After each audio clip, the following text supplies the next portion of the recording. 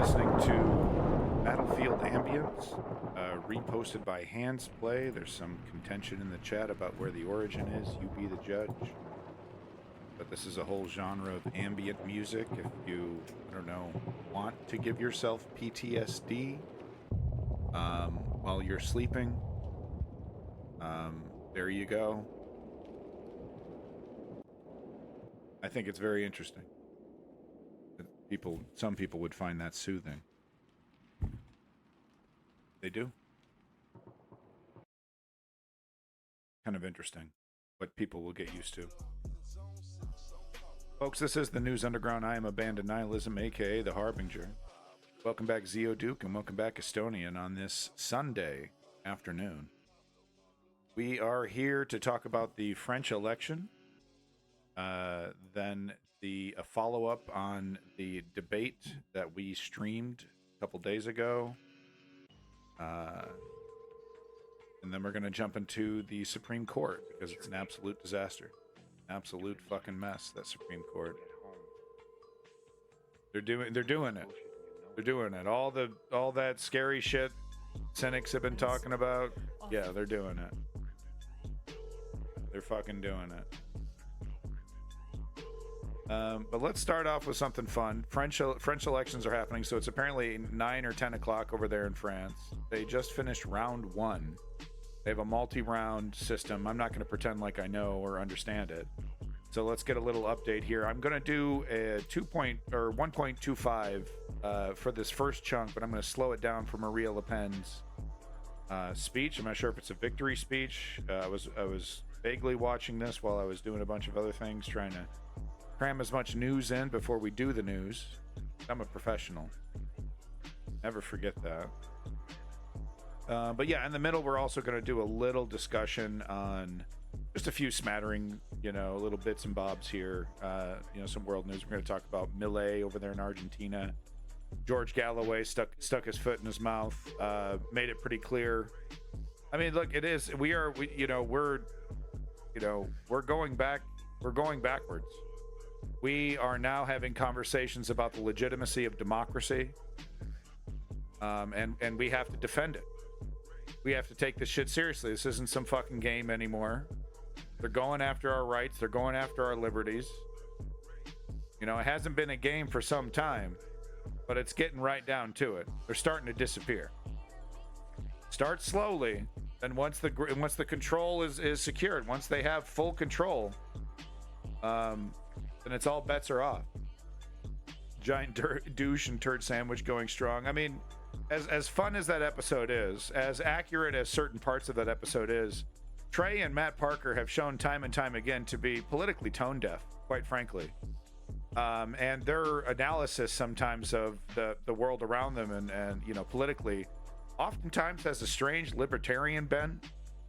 And I say this quite a bit about people with money, but, I definitely would attribute this to them as well. And congratulations for their success. But their success has allowed them to inoculate themselves from real life. Once you're rich, how much time are you actually putting into reading and understanding? You're sitting at your amazing job where you write these amazing, funny episodes, and you're listening to news?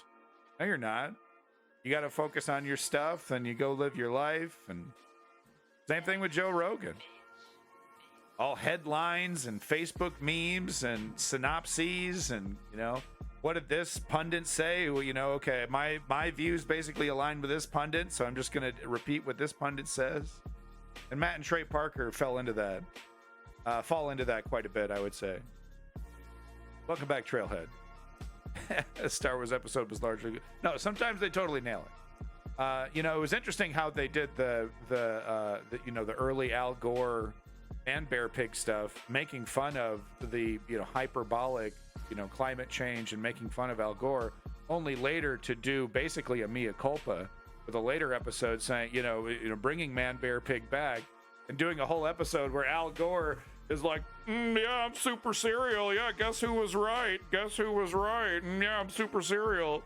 So that was very interesting that, that they, at the very least, they once they do dig into topics, once they actually do try to fully understand it, step outside their bubble, they do have the capability to say I was wrong, which is a skill that a grand majority of multimillionaires do not have. All right, but let's get back to it here. We are going to be talking about Kanye West, so look forward to that. Just ever so, quickly. Usual military-industrial complex criticism, then over to the Supreme Court. Okay, but let's get into it. French election right now. Let's just try to blast through this. Debate disaster. Yeah, I was going to start with that stuff, but no. Because it just literally dropped like 24 minutes ago.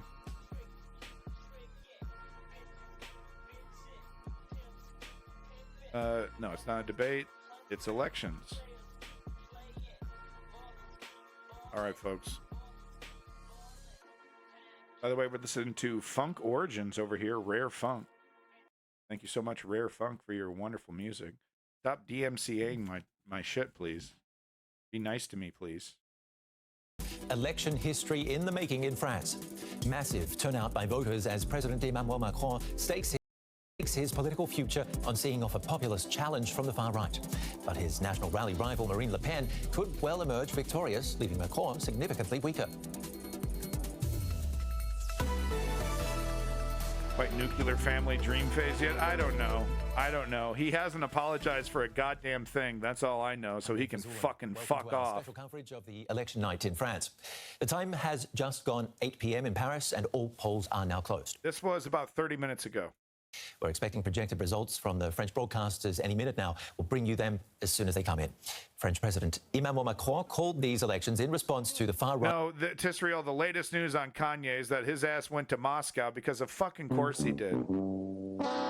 Dunning-Kruger idiots like him confuse contrarianism with genius or counterculture. So this is right in line with that, right? Well, everyone's hating on Russia. That must mean they're the good guys. Fucking moron. Its crushing victory in the European parliamentary elections earlier this month. It's been a high-stakes gamble, with opinion polls suggesting Macron's far-right opponents could now win an absolute majority in the National Assembly.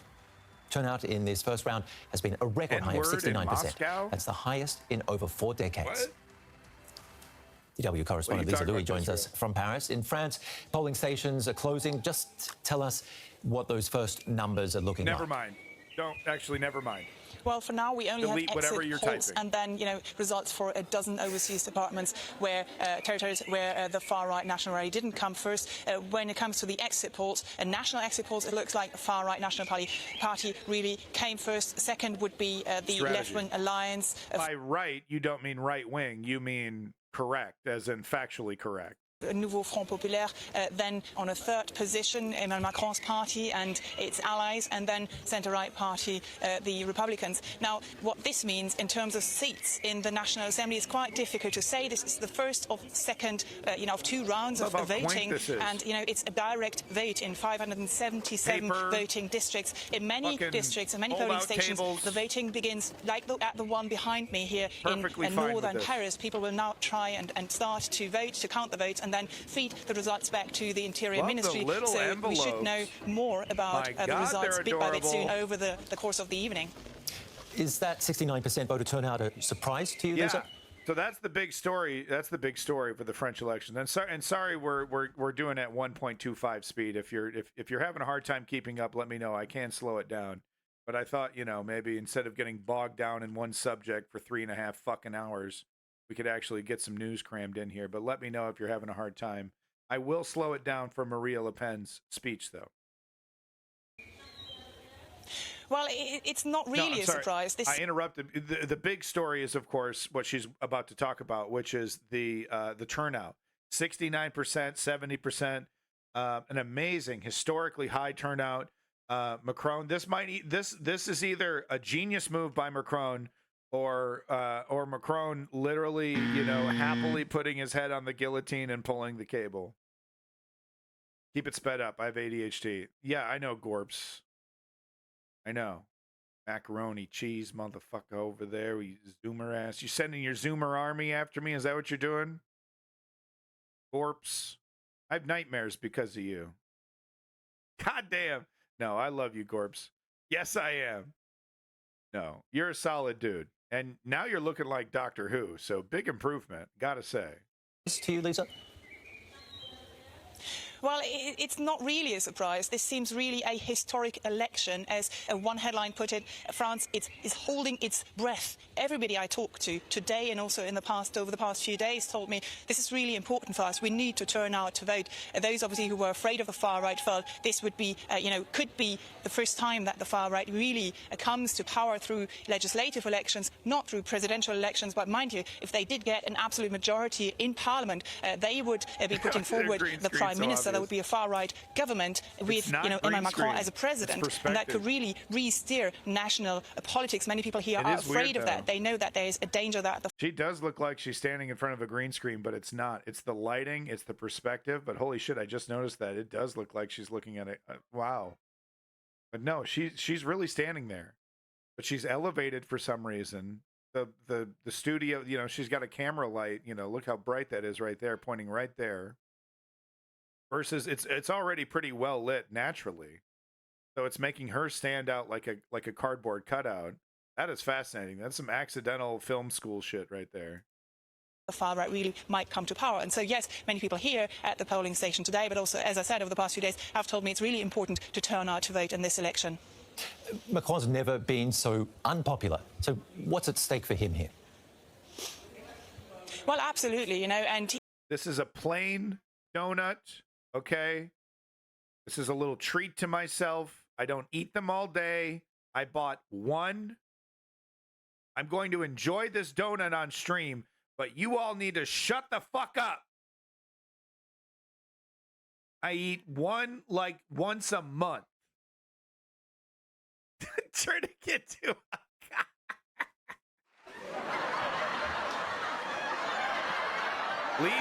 Leave me and my stomach alone. I eat one a month. It has no I know it's sugar, I know it's oil, I know it's bad for me. I get one. Leave me alone. I think it was some kind of genius idea, according to him at least, to call this snap election. This came right after the EU elections 3 weeks ago, where the far right came first with about 31 percentage points. 8 percentage points higher than in the previous EU election. And Emmanuel Macron felt that he was really losing momentum. That's also what a friend of mine told me. He's working in one of the ministries of the current government. He says, there's just no impetus anymore, and the government felt that they had to relaunch, this presidency. And that was that's what Macron thought he could do through a snap election. But then many actually here in France felt this was really not the right moment, because to do this right after the EU elections, where the far right has an excellent result, is just giving them a platform, paving the way for the far right to maybe gain power now in Parliament. Plus, this is the shortest election campaign in French history, only 3 weeks. They didn't even have time to print posters, to print out the leaflets. People said, it took us unawares. We weren't prepared for this campaign. We couldn't even fight and try to convince voters to vote for us instead of the National Rally. Lisa Louis there with the latest on those snap parliamentary elections in Paris for us.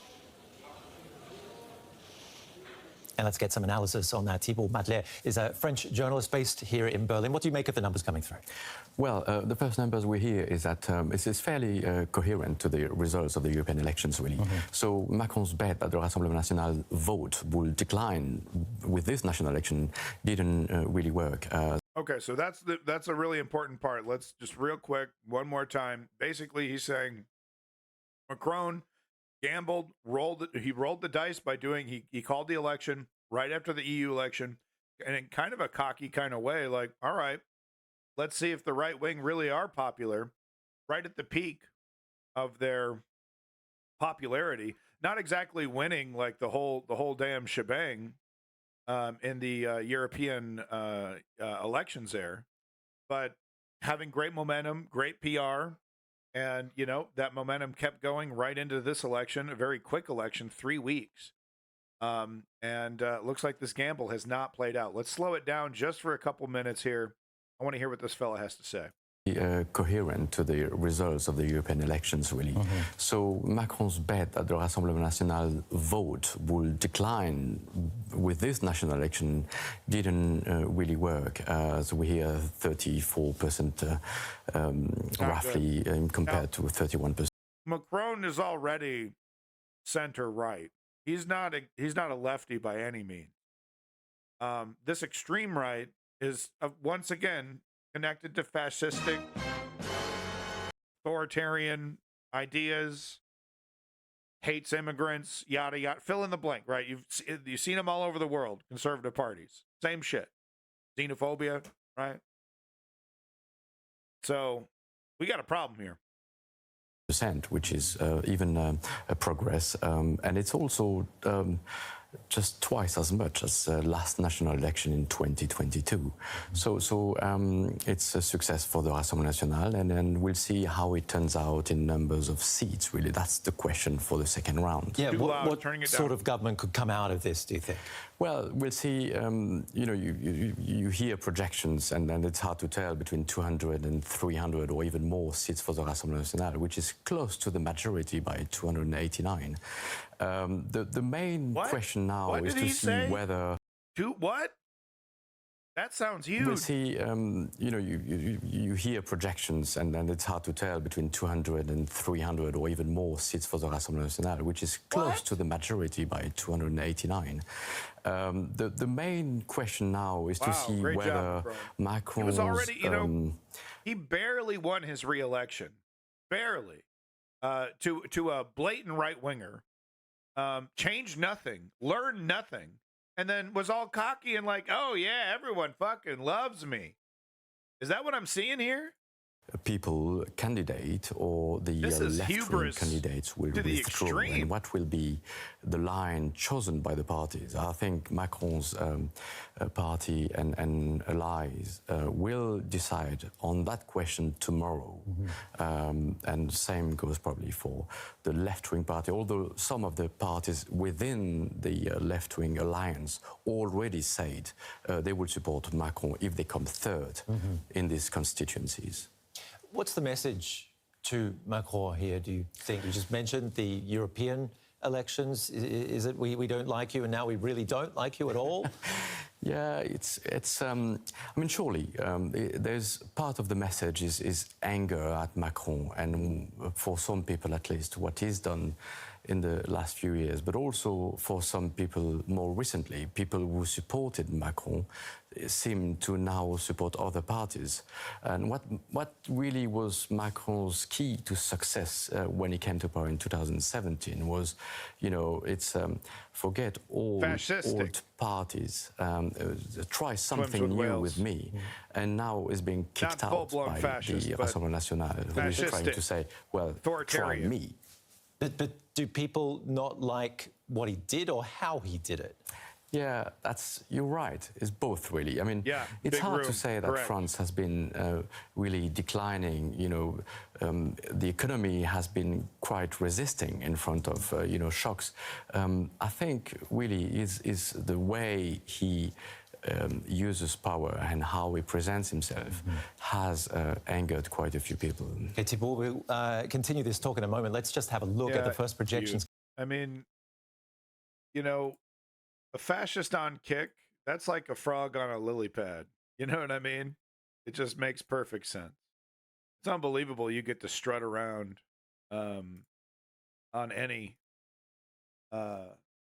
fucking platform. But I'm going to go ahead and report you under Nazi. Get that removed. Yeah. But isn't that something, though? A fascist on kick? Tell you, it's like a frog on a lily pad. Coming in from the French broadcaster TF1, and it looks like a sizable win for the far-right National Rally with 34.2% in dark blue. The left-wing New Popular Front Alliance takes 29.1%, shown in red. In yellow, Emmanuel Macron's Together coalition gets 21.5%. I think. And in light blue, the centre-right Republicans take 10%. These are the projected results. Wow. So I believe National Rally is Macron's party. Correct me if I'm wrong. So this is the extreme right wing, I'm told. And I'm sure there's some right wingers. Oh yeah, it's not extreme. It's not extreme. We just want to deport all immigrants, and it's pass laws to make being gay illegal. And I mean, just fill in the blank. I don't know how anti-gay could you be in France? That's just isn't that impossible? As of 8 p.m. Paris time. So, Thibault, what do you think from those numbers and colours there? Well, you know, Rasmus and I, we've just talked about it, 34%. What may surprise is Macron's camp ensemble with the, I think, 23%, which is almost 10% more than at the European elections. So in that respect, you could argue it's a success for Macron, but you could also, you see also that it's the Macron's party is coming third, which is a mess, really. OK, we'll have to go over to Marine Le Pen. She's now addressing the crowd. Strategy, you got to do what you can, right? Et accueillons ce résultat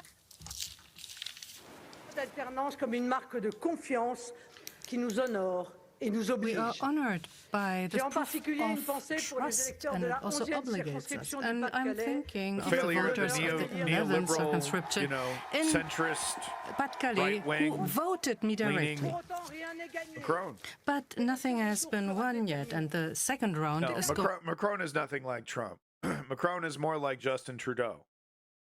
You know, he's more like Barack Obama. Using the language of progressivism while filleting corporate interests, you know, and having, you know, in France, I guess it's a little bit different with his, you know, international support because he doesn't have the massive, you know, military industrial complex that the neoliberals in the United States fillate. You know, most of the stuff that France does is, you know, NATO obligations and, of course, everything that they're doing for Ukraine. They're not exactly, it's not like France is drone bombing Afghanistan at the moment, you know what I mean? So it's a little different there. But this is what I keep talking about. And people, you know, this is why all these lefties keep leaving my channel, you know, in a huff. Because, you know, Joe Biden, Macron, Justin Trudeau, who's another fucking lefty that, you know, didn't really get shit done. What, Angela Merkel, was she on the left? You could maybe consider in Germany. But, you know, it's this neoliberal ideology where it's like accept less, allow corporate and, you know, rich oligarchs to do what they want to society, right? And then point to the economy, point to the stock market and say, oh, what do you mean? The economy's doing great. Everyone's, you know, doing great. There's a bunch of $15 an hour jobs for you. Here you go. Employment's through the roof. Yeah, no one and not everyone wants to work at Wendy's, Hillary. It's what I keep talking about. The neoliberals with but here's the thing that neoliberals are best at: destroying progressive momentum, destroying real leftist movements, being that wedge that is dividing and conquering the leftist movement in general. These neoliberals across the world, you know, they have a hard time, you know, fighting with the right because they basically agree with the right on 50, maybe 60% of shit. If you want to be generous, maybe 40. So they're not really good at fighting the right. They kind of, like I said, they kind of fight with one hand tied behind their back. But they're really, really good at destroying actual progressivism wherever they go.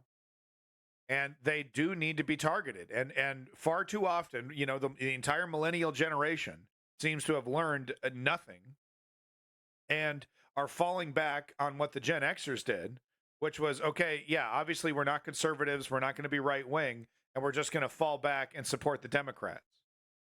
You know, and we're not going to, you know, we're going to be, I don't know, scared or frightened. I'm oversimplifying things. But I'm simply saying the reason why the right wing is resurgent is that people have become disillusioned with corporatist neoliberals, centrists, right-leaning centrists, whatever you want to call these people that claim to be left-wing, but are actually incredibly ineffectual. The mayor in Oakland, a great example, perfect example of the current rot of neoliberals who pretend to be progressive to get into office, using the language of progressivism while going, you know, leaning to the right in every action. For far too long, people have refused to pay attention to what the actions of their politicians are. They're not participating civically, and you know, this is all coming to do. We're paying the price. check is due. And their incompetence and their failure and their cowardice and their inability to lead, you know, because what do they do? The same thing with Justin Trudeau. Justin Trudeau just received a massive walloping in an early election. He said nothing except we have the same goofy ass, soupy ass, motherfucking, saccharine nonsense that comes out of his mouth no matter what you say to him. Hey, what about housing? Oh, well, I work hard for Canadians and the blah, blah, blah with the fucking robotic rhetoric, does the same thing, doesn't change a fucking thing, right? And what he's doing, he's having little backroom meetings to tweak the messaging once again. It's the same thing with Macron. No real policy, no real change, no real leadership. They don't really want to go after their rich buddies. They literally hang out with these fucking oligarchs, characters like Macron. So they don't want to tax them more so we can't pay for anything. They can't literally, tax the middle class and lower class anymore. So they're in a rock and a hard place. They can't do shit. Meanwhile, they're promising, emulating the language of progressivism, talking about single payer health care and green reforms and better economies and higher paying jobs. And they have no goddamn intention of making that happen. It's just a fucking game to them. And the check's on the fucking table. We got a bunch of idiots who don't know how to lead. They know how to talk to you in pilloried language. Oh gosh. Oh, we love you. Oh, we're going to do everything we can. Oh, those gosh darn right-wingers are so bad. Meanwhile, stuff in their fucking pockets. And they think they're heroes because they think, well, it's better than full-blown fascism. But like I said, the big problem with these neoliberals all around the world is that they're a bulwark against progressivism, actual progressivism. They're extremely effective at diverting attention, like I said, being that wedge that divides and conquers. Anyway, back to the fucking speech. The original question was, why is the right wing resurgent? Why is the right wing so popular? And it's because this so-called left wing, I identify them as neoliberals, use your own label. It's because they are standing in the way of progress to keep their status quo that gets them fucking fat. Meanwhile, they don't know how to lead. Look at Joe Biden. Motherfucker does not lead. Going to be Welcome back, Carl important Toast. Welcome back, everybody. to avoid for the country to fall into the hands of the NUPES too, and the anti-Republican, anti-Semitic manifestations of violent groups under Jean-Luc Mélenchon if he were prime minister. Of course, it will also give Jordan Bardella the absolute majority in the National Assembly and launch from the coming week the new unity and national concordance again. Under a democracy, nothing is more normal and healthy than alternating parties in power. The country needs reforms, and we need absolute majority for that. And Jordan Bardella needs to be named prime minister. The populist rhetoric sounds good, feels good. Once you lift under the hood, though, what do you see? It's a goddamn hamster wheel. It ain't no V8. Not pumping, 350 horses of fucking raw power. It's a goddamn hamster wheel. That's the usual conservative bullshit, right? Ban this, cut that, give to the rich so they can trickle down, but we never talk about trickle down. But we do talk about how that's going to make things better without a lick of proof. And if the media doesn't like it, we'll buy the media. President Macron. I don't know. His name, look, the big room, his name was like Master 99. Seemed like some Nazi shit. Am I wrong? Was that some Nazi shit? If you don't think that was Nazi shit, and the big room, I respect you. If you want me to unban that guy, I thought it was some Nazi shit. I don't know. It was like Master Race 99, right? I thought he was doing some Nazi shit. I don't know. If you want me to unban him, I'll ban him. But fuck, man, I don't have patience for that shit. Without a clear majority, there's always going to be inertia and other maneuvers to avoid a real alternating power that the country needs. My fellow citizens, I don't have time for these fucking please fascists. renew your vote. Suck If you my voted dick. for us in the first round, and if you voted for somebody else, please, And if I next get banned for Sunday, saying that vote tells you for the fucking Coalition everything, for doesn't it? Freedom, Security and Unity. On Sunday, if you vote for the candidates of the National Union, the country is going to have peace and fraternity again and the energy to be one country. What does that mean? In the coming days, What does that mean? please beware of those that are afraid, unjustly afraid, and that would just like to have a system that has done his time. No French citizen is going to lose any rights, I can promise you that. On the contrary, their rights will be guaranteed, and if the situation allows it, new rights will be created for everybody. My fellow citizens, on this June 30th, hope Lenny. lives again, Over so there in New York mobilize City. to win. Long live the Republic and long live France. Vive la France. Welcome back, Lenny. Lenny is, of course, the #1 financial contributor to the stream and #1 streamer on Twitch. Cheers for Marine Le Pen there. And an Thank you, interesting Lenny. speech talking about unifying the country. Can the far right be a unifying force in France, Thibault?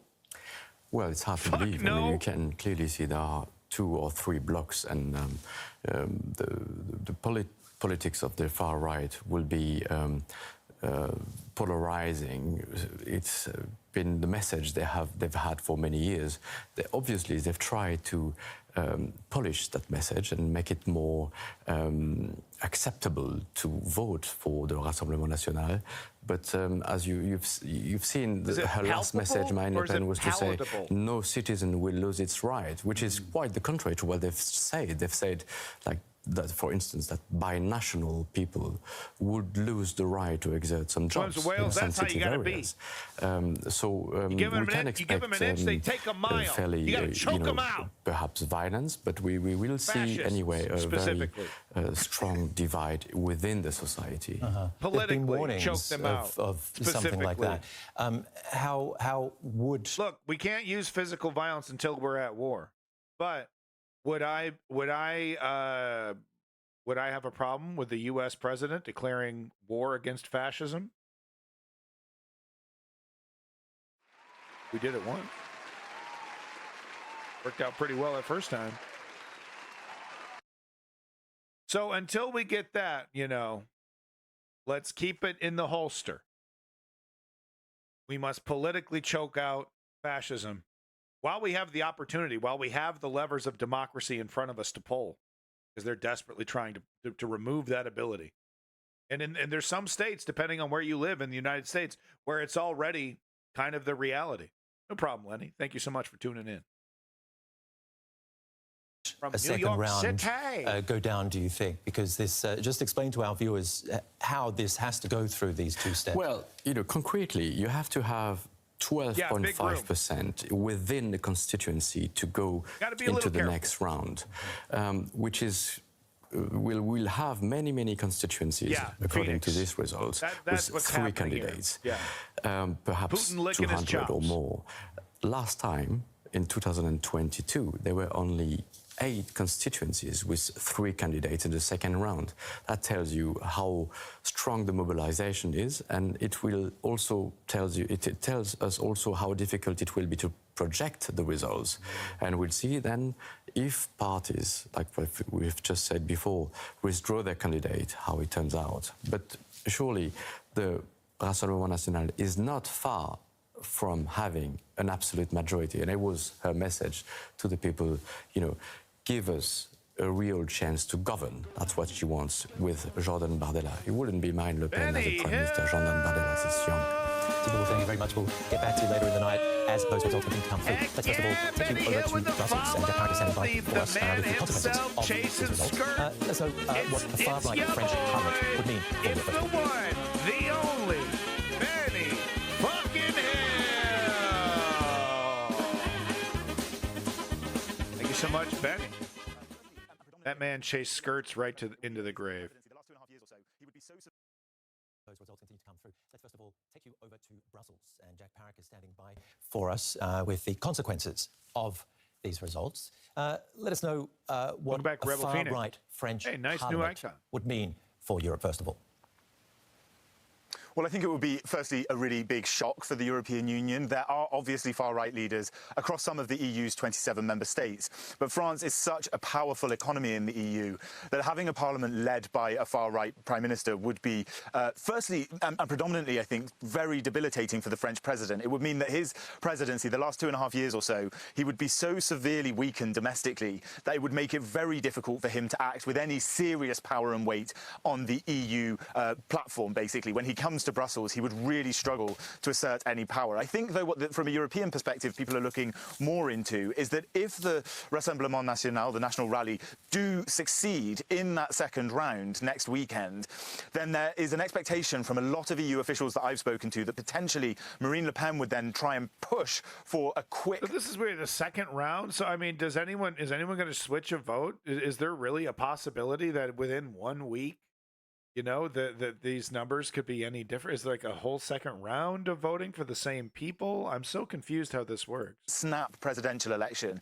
and that would be the real clincher. Not so much the parliament, that would have a big effect, but if there was a far-right president in France, and that would probably, we expect, be Marine Le Pen, if she had managed to force a presidential election off the back of a parliamentary election result, that would be of real concern for the European Union. A little more complex. Jack, okay. thank you very much. Yeah, because surely round one isn't nullified because of the results of round two, so there's some kind of amalgamation of the two, maybe? Update. Sorry to butt in, but the French far left leader Jean-Luc Mélenchon is now... All right, so we got a response from the lefties. Let's see what they have to say. This is the far left, the Front Populaire. Now addressing his supporters. Let's listen in.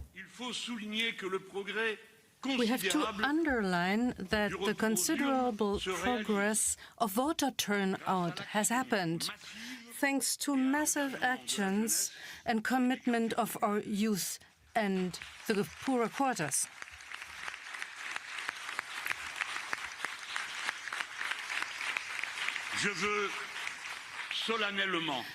I want to solemnly thank the dozens of thousands of men and women that mobilized together with us in order to make that possible.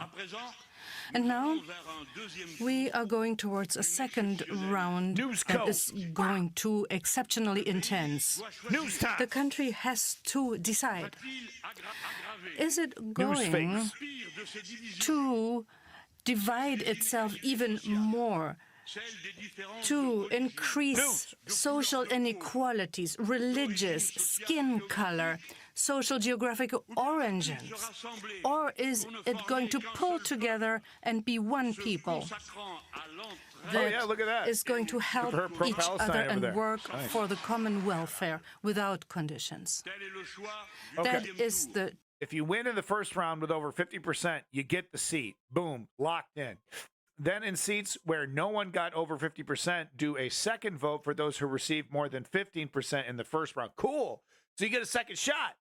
You get a little political momentum. So that's really cool because that allows for breakouts. That allows for people who are like, hey, look at me. Oh, wow, this guy's, you know, he really, you know, he put the feet to the fucking cement, right? And he, you know, pounding the sidewalk there and knocking on doors, got people excited. So people have a second chance to say, oh, hey, people were actually looking at this guy, and he gets to, you know, one more week to make his case, that, or him or her, obviously. So that's actually really neat. Thank you for that context, DJ Shea. Thank you, DJ Shea, and welcome back, DJ Shea over there. I got to play Cyberpunk. That looks like a really good game. Biggles Brown Trousers. Sir, your username and your comment literally give me the shivers. Choice you have for the second round, or else the new Popular Front, or else the National Rally.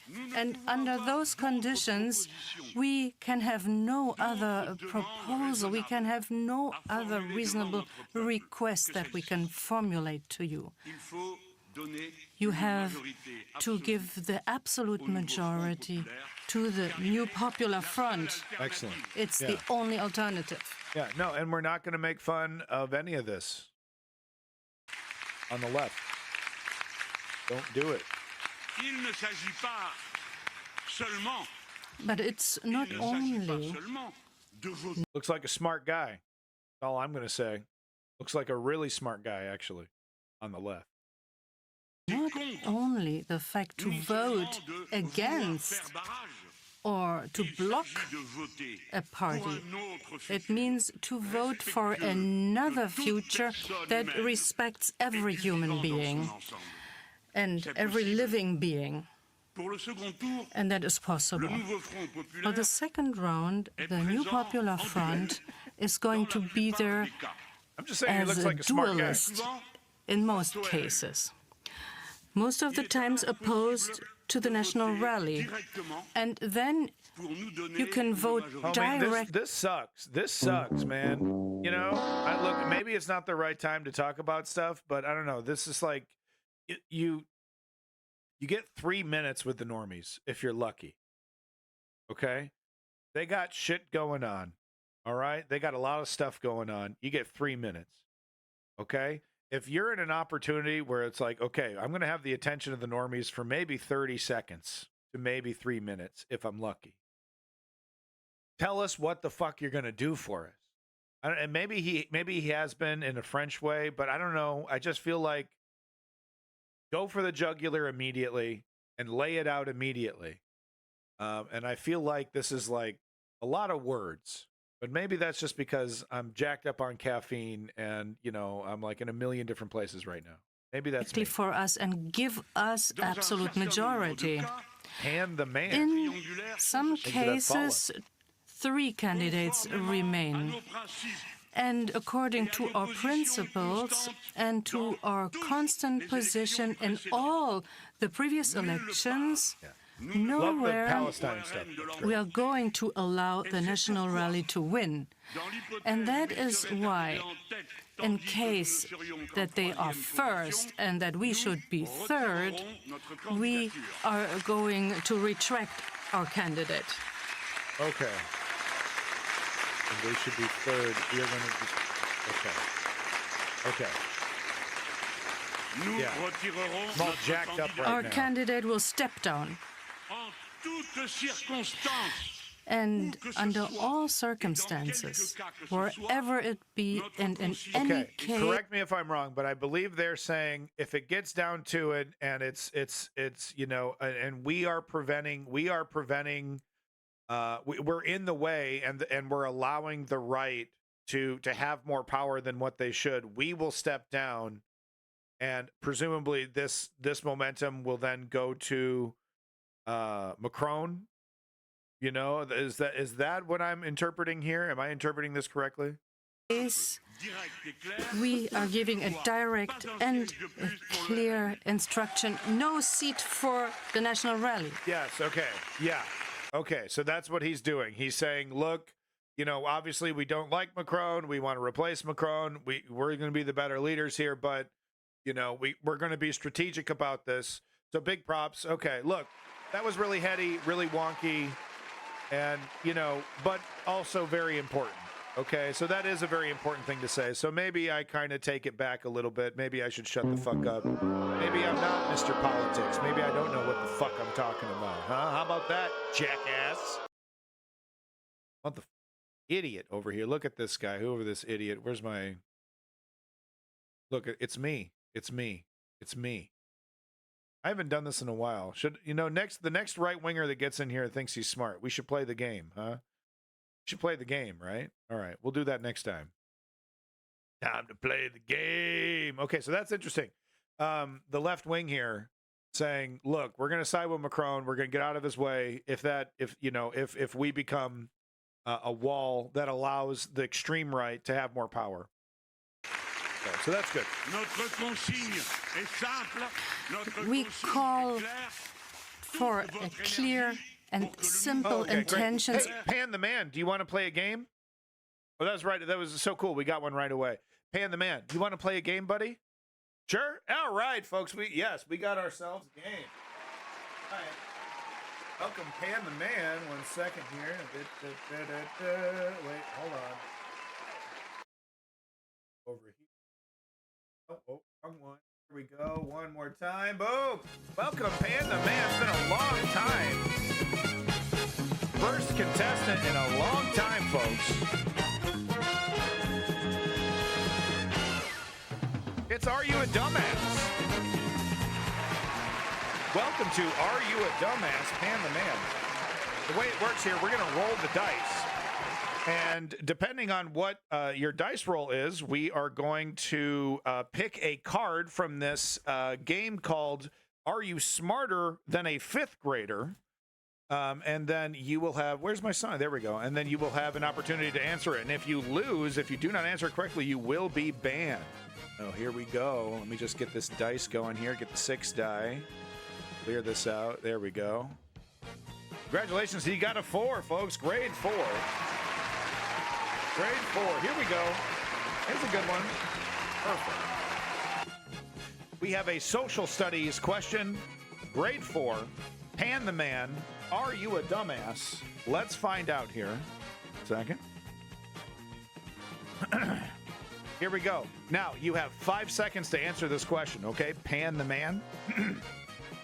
So don't try to look it up, is what I'm trying to tell you. You only have just enough time to type in the chat. You will get called out for it. Ready.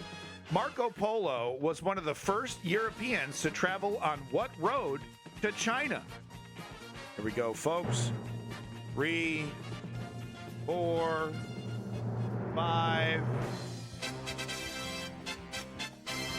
He got it right. He got it right, but I feel like he looked it up. He had just enough time to look it up.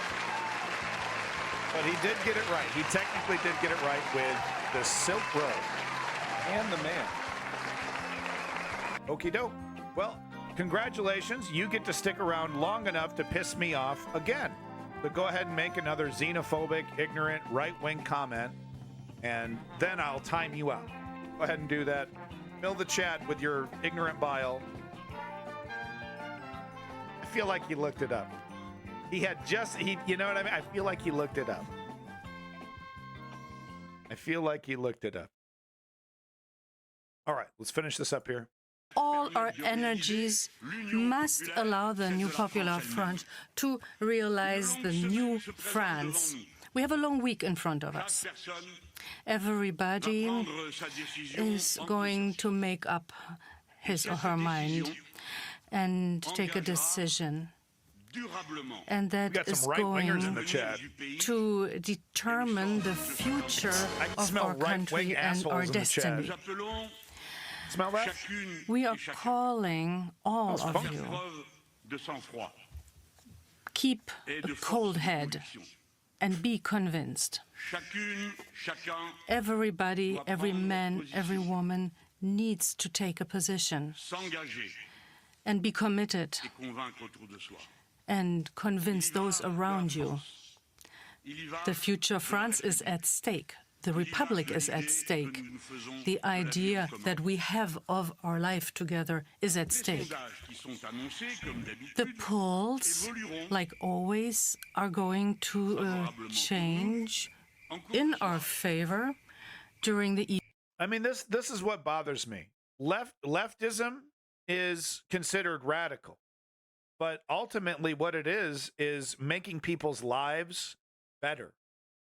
Giving people more time, giving people more money, giving people more peace, giving people more in general. How in the hell do you take something so exciting like getting more money at work, or not having to pay for childcare, or not having to pay for healthcare or college education, and how do you make that into a coma-inducing snooze fest? You know what I mean? It's actually kind of impossible. When I talk about this stuff, I get really fucking pumped because it's so great to think that people can, live happier lives, that wealth can be distributed more equitably, right? It's exciting. Well, you vote in right-wing fascists, I'm sure, because that's the solution, right? Guys that are going to cut taxes for the rich and let your bosses do whatever the hell they want to you, right? Fuck unions. I trust Jeffy baby. Elon Musk, he doesn't have time for unions. He's too busy innovating. That's the solution. Because certainly you don't want to hear democratic socialism, right? You don't want to hear that, Biggles brown trousers. You don't want to hear democratic socialism, right? You want to hear dictatorial authoritarianism. Get rid of all the brown people we don't like. Some brown people that we do like, they can stay, but other brown people, they're the problem. That kind of shit. Evening, like always. Jesus Christ. And another the frog on a lily pad. seats that are projected don't really have a value except to exert pressure.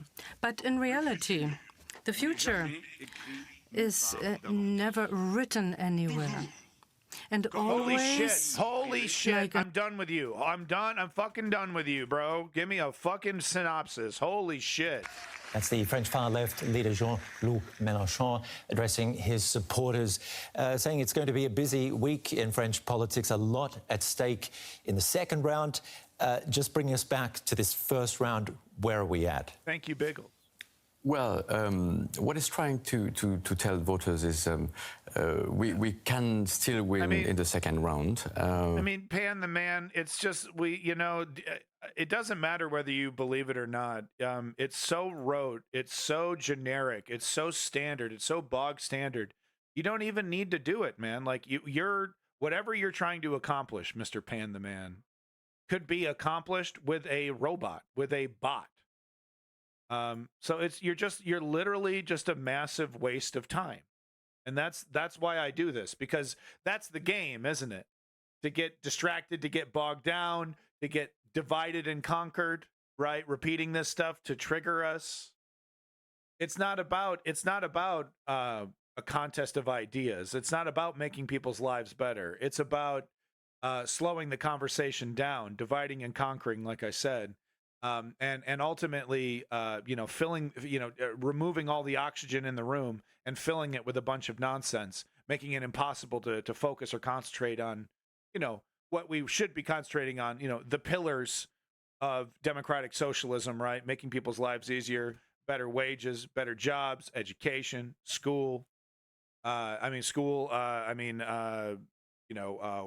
trade schools, things like that. Et cetera, et cetera, et cetera. Society working for the majority of people, and instead of just the few. We are 29%. The Rassemblement National is 34%. If some of Macron's supporters support us in the second round, we might have a chance. It's a hard bet, and he's putting pressure. He's saying we will withdraw our candidates when we come third in the constituencies. This way is putting pressure on Macron's party to also withdraw its candidates when they come third. It might work, but the figures are quite clear in favor. Hey, Biggles brown trousers. What's the difference between a communist and a democratic socialist? Of the Rassemblement National, things can really change within a week. So even though we can project seats, we won't know until next Sunday. Okay, so there you go. We're going to end it right there on the French coverage there. One likes the crumbs of empire. Okay, buddy. Thanks so much. Got ourselves a smart guy. Smart guy in the room. All right, so we're going to go ahead and go to our, of course, debate coverage here. Check the news. It doesn't matter what channel. That I'm in very good health. I just won 2 club championships, not even senior, 2 regular club championships. To do that, you have to be quite smart, and you have to be able to hit the ball a long way, and I do it. He doesn't do it. He can't hit a ball 50 yards. He challenged me to a golf match. He can't hit a ball 50 yards. You can see he is 6'5" and only 223 pounds, or 235 pounds. Yeah, this is my reaction. 6'4", live. 200. But by the way, I told you before, I'm happy to play golf if you carry your own bag. Think you can do it? That's the biggest lie, that he's a 6 handicap. You know, and it kind of sucks because that's actually kind of cool to call him out on it. But, you know, you should be saying that shit, you know, do a special, show up on Good Morning America out of the blue. Oh, we were going to talk about some puppy who has worms coming out of his asshole, but no, this is crazy. Joe Biden's here. And you just walk up and you're like, yeah, look, I got 5 minutes because I'm running the goddamn world over here. But yeah, I just want to let Donald Trump know that I'm happy to play his ass at golf if he's willing to carry his golf bag, because that's what I'm going to be doing. I'm going to be carrying my golf bag. Is that motherfucker going to be carrying his golf bag? And slap like $100 down on the table. And he's like, that's yours if you can beat my ass at golf. Peace. I got to go run the world. That's how you do it. You don't bring this shit up at a fucking debate. You look like a goddamn clown. I was shocked. I was shocked. This is when you, and by the way, this was like 40, 50 minutes in of coma Joe Biden over here, finally waking up and showing a little bit of energy during this exchange. Yeah, strategy. It's not a bad thing to, like, you know, call him out. Sure, do it, but do it in the right format. You know, it's like, I haven't even heard from this guy. There's no fireside chats. There's no bully pulpit. You know, like I said, you could walk into, you know, the modern equivalent of Regis and fucking Kelly. I don't know what the hell's on TV in the morning anymore, you know, but you could walk into any of those stations. They would gladly have you do a quick 5-minute, right, on The View. Show up to The View. Yeah, look, ladies, I love you. You're great. Look, but I just came over here to talk about something real quick, and I'm sorry, but we got to talk about it. He's over here saying he could beat my ass at golf. It's not happening. Okay, bye. Not during the fucking debate, jackass. Cap of all. I was an 8 handicap. Yeah. 8. Never. But I have, you know, I've seen you swing. I know you swing. Okay, Let's not act like children. President Trump, we're going to turn. Let's not act like children. Yeah. Yeah. And then Trump gets the final dig in, even though, you know, like, Trump saying that's hilarious. So this really does accurately kind of, for me, this piece of art, whoever put this together, it might be ABCDENT, yours till the rending of the rocks. But I kind of vibe with this. This feels accurate to me. The car is on fire, and there's no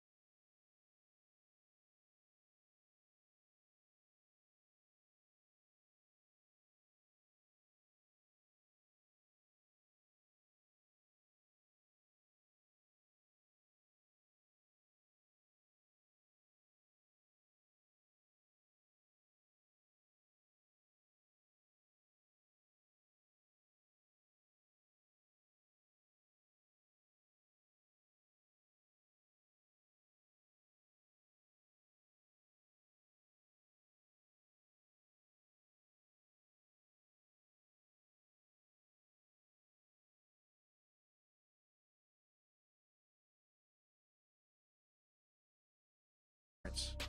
That's exactly what BRICS is. Goddamn rogues gallery.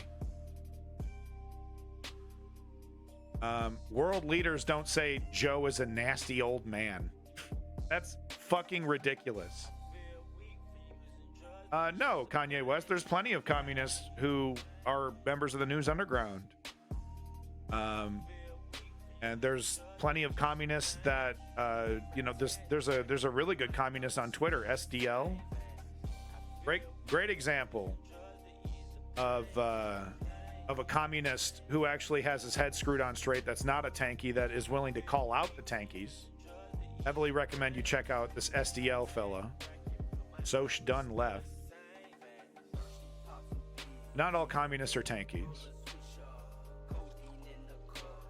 But yeah, no, is Joe Biden a war criminal for supporting Israel and the apartheid in the West Bank and the attempted genocide in the Gaza Strip? 100%. Do world leaders think Joe's a bad guy? No. Most of the West basically agrees with what Israel is doing, and they're happy to support the erasure of the Palestinians as long as it happens slowly, incrementally, in the background, not this big bombastic Bibi Netanyahu style, Ben Gvir style. The sad sick reality is that most world leaders side with Joe. They don't think he's a big evil bad guy.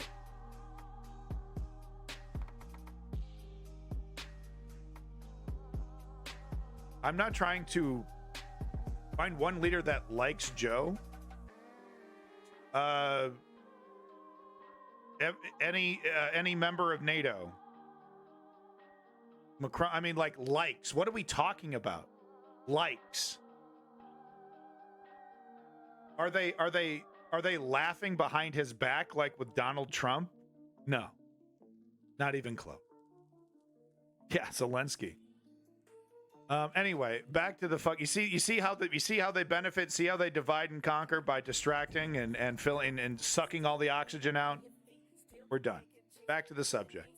So the funny story is what happened after the debate. The kind of the hyperbolic reaction we're seeing by the media and by the polls. So here we have some data. Thank you, Davey, for this link out of New Jersey. Trump above Biden, 1%. Generic ballot, so this one has the Democrats ahead. Full ballot, I guess these are local candidates. That's kind of interesting. No one really buys it because New Jersey is solidly blue, but it is interesting it's even on the table. But it also kind of like I constantly point this out. They're still like doing polls.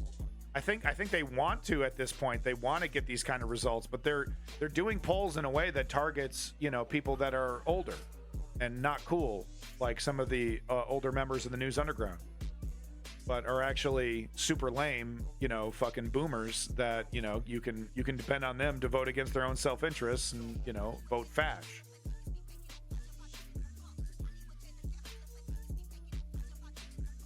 Wow, Biggles, you're incredibly obnoxious. Actually, you're definitely left-wing obnoxious, leaning into tanky. Yeah, no, you're really, really obnoxious, dude. And you're like an out and proud furry, which is like, ugh.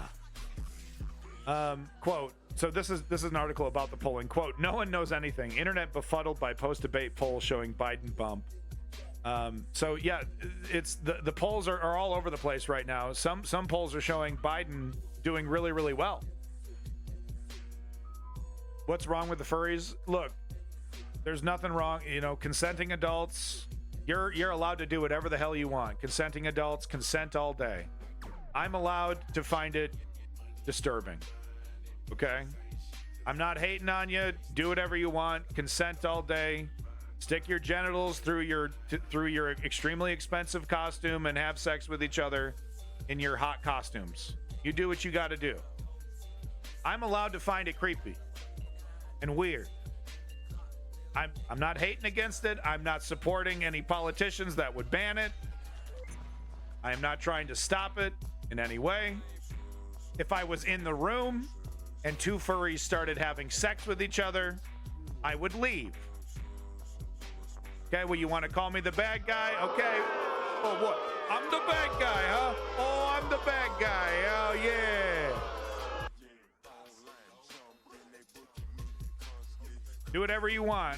I'm just going to be over here playing Super Smash Brothers on the TV that in the small TV in the other room. I'm going to turn it up really loud. But no, so the polls are coming back. If anyone starts having sex in a room. Now, you know, that's not total. I'm going to be a hypocrite on this one. Because if I'm at, like, a Scarlett Johansson birthday party, I'd hang out for a couple minutes. Maybe they won't notice me. I'm just standing there.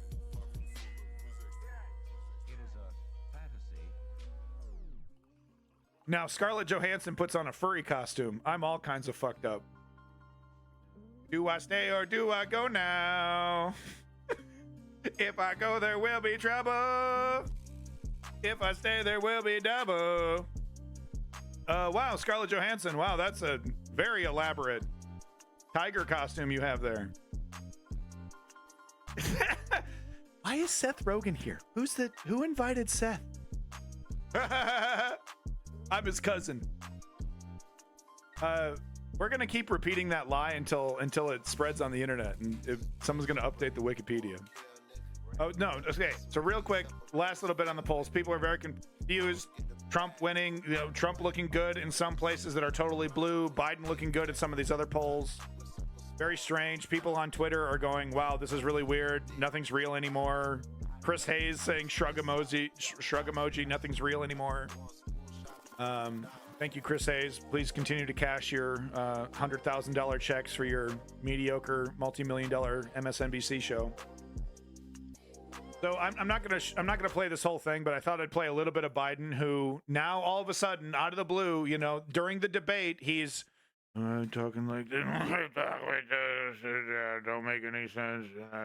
I mean, just completely, you know, takes a dump in his pants. But then as soon as he leaves the debate stage, he's like, "Hey, I'm Joe Biden. Hey, everybody. I'm like Dick Van Dyke. I got so much energy in my old age. It's really crazy."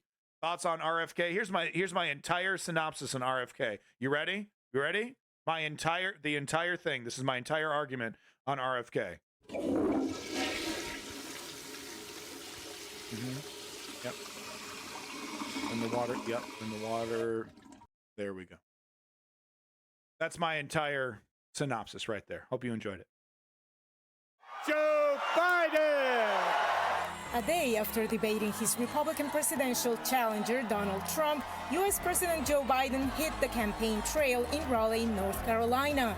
He was energized when addressing concerns about his age and debate performance. I don't speak as smoothly as I used to. Yep, I sure have. I sure have absolutely read all of his nonsense, seen enough of it. I'm sorry, did you? Right? And then another. Yep, and yep, you go right down the list. Oh, there's another one. Yep. Wow, and a little on top. Yeah. Nonsense.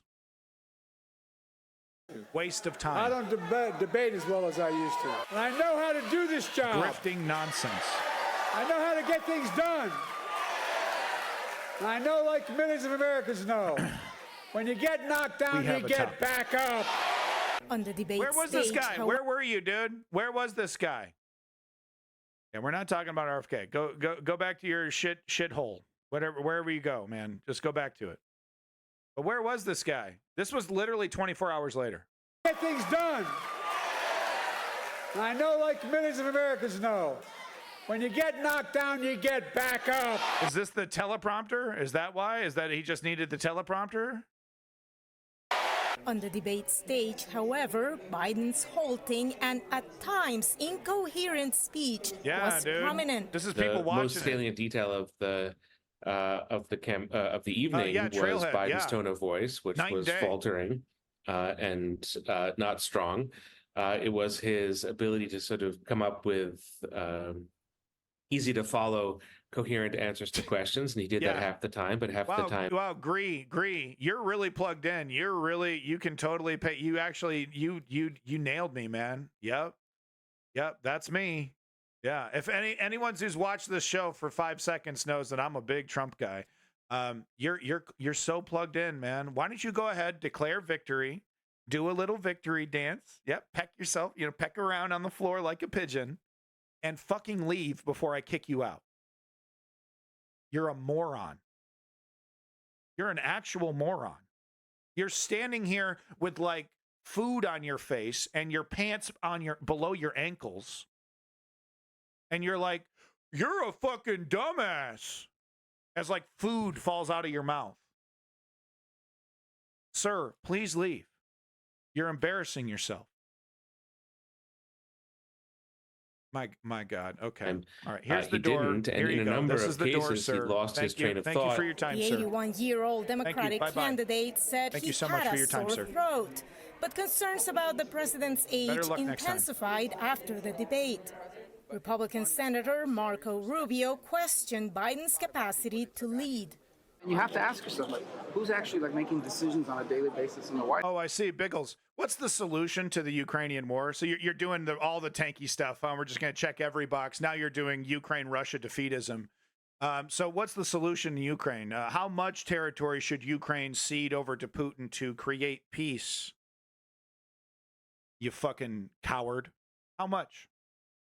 White House, because I don't think the person we saw tonight could be involved in the details of government. Yeah, we need a fascist Prominent dictator. Democratic Says voices Marco took Rubio. to social media to vent their Biggles, I asked you a direct question. I expect a direct answer. What is your solution to creating peace? How much territory does Ukraine need to cede over to the tyrant named Putin to create a peace, as you would call it? Please answer the question directly. frustrations. Maria Shriver wrote on X, "There's panic in the Democratic Party." The editorial board of the New York Times wrote that to serve his country, President Biden should leave the race. Unless the president leaves the race voluntarily, he is So I actually have that video right there. So you don't believe Ukraine should cede any territory to Russia? You believe Ukraine should push Russia back to its borders and take Crimea back after the theft in 2014? Is that what you believe? That Ukraine should continue to fight for its democracy, defend itself, and push Russia back to its borders, including Crimea? Is that what you're saying?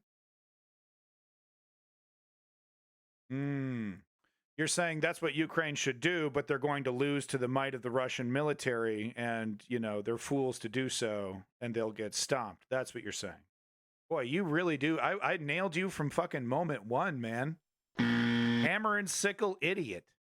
Soviet Union nostalgic fucking jackass. Right from minute one, man. still on track to clinch his party's nomination at the Democratic National Convention in August. But if Biden were to call it quits, among those... I may or may not take back the jackass. We'll see. You're being intentionally opaque and cryptic, and you're obviously a communist troll that is nostalgic for the empires of old and the authoritarians of the left wing. You're one of those Mao guys, aren't you? And you think Mao was pretty cool? Maybe a Stalin dude? Think Stalin had a good idea? One of those guys? Is that what's going on? Suggested to replace him is California's Governor Gavin Newsom. His praise for the president, however, didn't waver after Thursday's debate. You do, don't you? You got a little picture of Stalin or something on your wall, don't you, you fucking idiot? Come on. Look, I'll take back the idiot if you lie to me and tell me you don't have a picture of Stalin or Mao framed anywhere. This is not about, style. This is about delivering results for the American people. And tonight, I think Joe Biden not only asserted himself, he reminded people of his accomplishments and his vision for the future. Biden could make a comeback, analysts say. Usually incumbents in the first round of debates don't do that well because they're not used to talking to rallies. Negative comments. I don't know where you stand. You're very confusing. We have to wait and see if Biden can rally then Biden will come back fighting, and hopefully in another debate in September he will do better. No, communism is actually a totally legitimate and necessary part of the political conversation right now, because anytime there is a fault with capitalism, anytime there is a deficiency with capitalism, there is almost always a socialist solution to fill that gap. And you've heard me say it before, I'll say it again. I believe in the hybridization of capitalism and socialism until we've created some chimera, right, that we'll call something else maybe in 100 years from now. Right now, we can call it democratic socialism. As it morphs and change, we can change the name if we wish. But I believe that's ultimately the solution is, you know, wherever the deficiencies of capitalism arise, there should be socialist solutions. Why do I believe that? Because that's what we already have, and that's what's already working. We have a totally socialist police system. We have a totally socialist, you know, grade 1 through 12 education system. We have a socialist highway system and bridge system. There are so many examples of socialism being the appropriate response to out of control corporate capitalist exploitation that we can't just cut communism out of the debate like we can with fascism, right? When it comes to fascism, bye-bye. That's gone. Cut that shit out, put that shit in a fence, put that shit in a camp, etc. Politically. Politically. But no, I don't believe fascist ideology deserves the protection of free speech. And I do believe that it's not a necessary and essential part of the debate. It can be ignored and cut out of the debate. But I don't believe there's any comparison at all to communism when it comes to that. You know, I think the two extremes are capitalism and communism.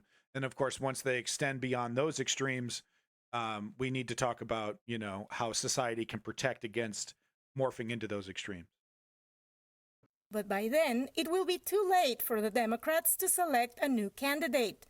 The next presidential debate is scheduled for September 10th and will be hosted by ABC News. And of course, Mr. Biggles over here, like a true communist, refuses to define what is and isn't communist, and instead would like to have a debate about his specific flavor of communism, yada, yada, yada. Liberalism, oh, it's this, oh, it's that. Yeah, boy, they love doing that. They love doing that. Let's not talk about a march. Let's not talk about how we could be effective organizers and take down the system. Let's have a big O semantic argument on the definition of terms, right? We can sit around and drink Mountain Dew Baja Blast, eat Crunch Wraps, and talk about the definition of terms, guys. Get her done. So once again, this was, you know, Davey put this clip in the chat. This was literally minutes after the debate. Minutes after, you know, that one clip I showed you. Let me see here. Was it this one? Yeah. So minutes after this. The car is on fire and there's no driver at the wheel. Right. And we all, if you watched it live, we experienced this. We experienced this. Right? What the fuck is wrong with this guy? So minutes after this, this guy pops out of his fucking K-hole. Except he's just a liar. Look, folks, what's going to happen over the next couple of days is they're going to be out there fact-checking all the things he said. And the fact check, I got the fact check for you, by the way. We're going to do the fact check. No, I'm not being facetious. But look, we're going to beat this guy. We need to beat this guy. And I need you in order to beat him. You're the people I'm running for.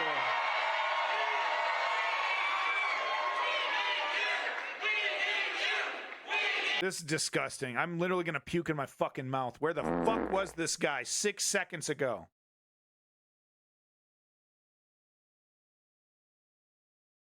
So here's that first-person view of, look, I mean, this is cool, dude. You know, it's a shame that the Democrats are actually really bad at politics, because they could really, you know, do a lot with this kind of, you know, these kind of interactions and this kind of stuff. But here's the problem with Joe Biden and the neoliberals and the Democrats.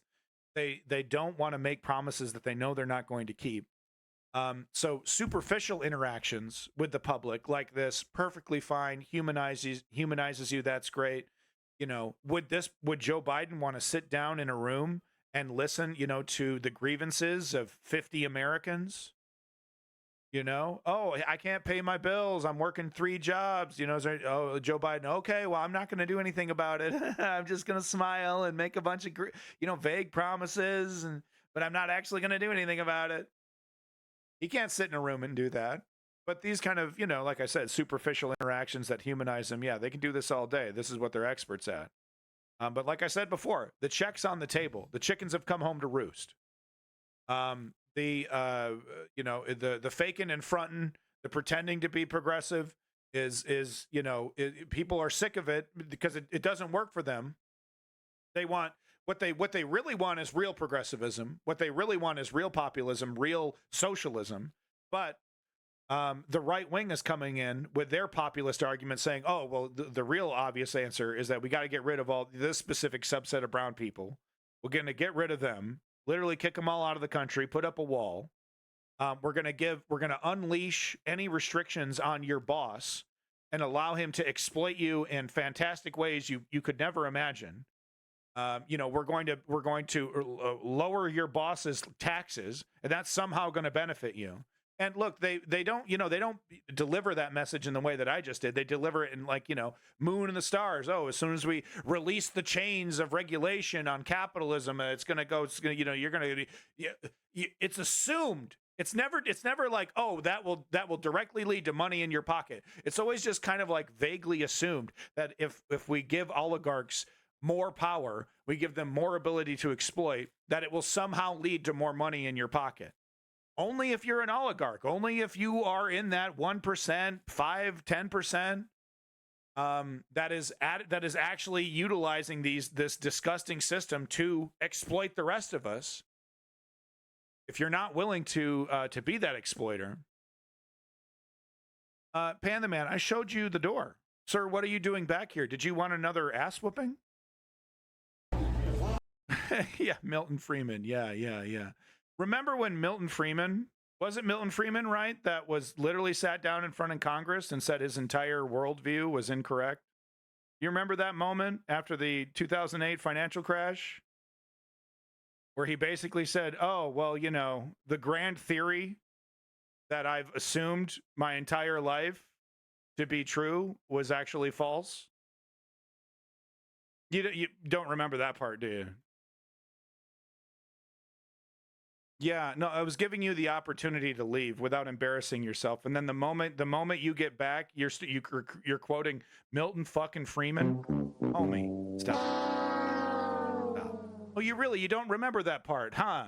Pan the Man. You don't remember the part where Milton Friedman basically told the world that he was completely full of shit, and that he has no real idea why the 2008 financial crash happened.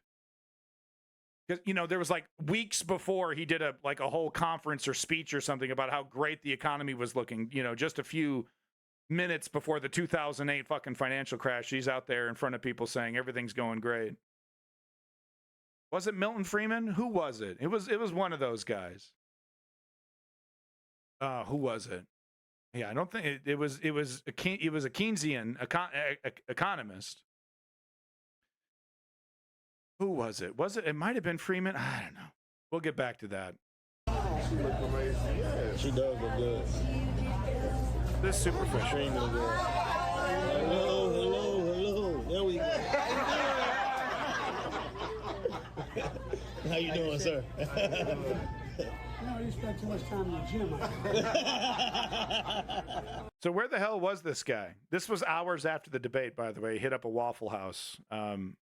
Which I can't hate, dude. Chicken and waffles, that's my shit, dude. Chicken and waffles, I love that shit. So the other little bit here is, the mainstream media, MSNBC, going completely bananas. I'm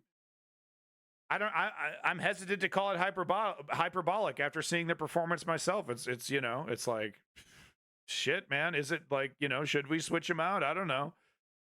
We're going to hear from an expert on this about whether he should or shouldn't. But this is what Gavin Newsom had to say when asked, "Hey, are you gonna tap him out?" You were out there getting a chorus of questions about whether Biden should step down. There is panic that has set in.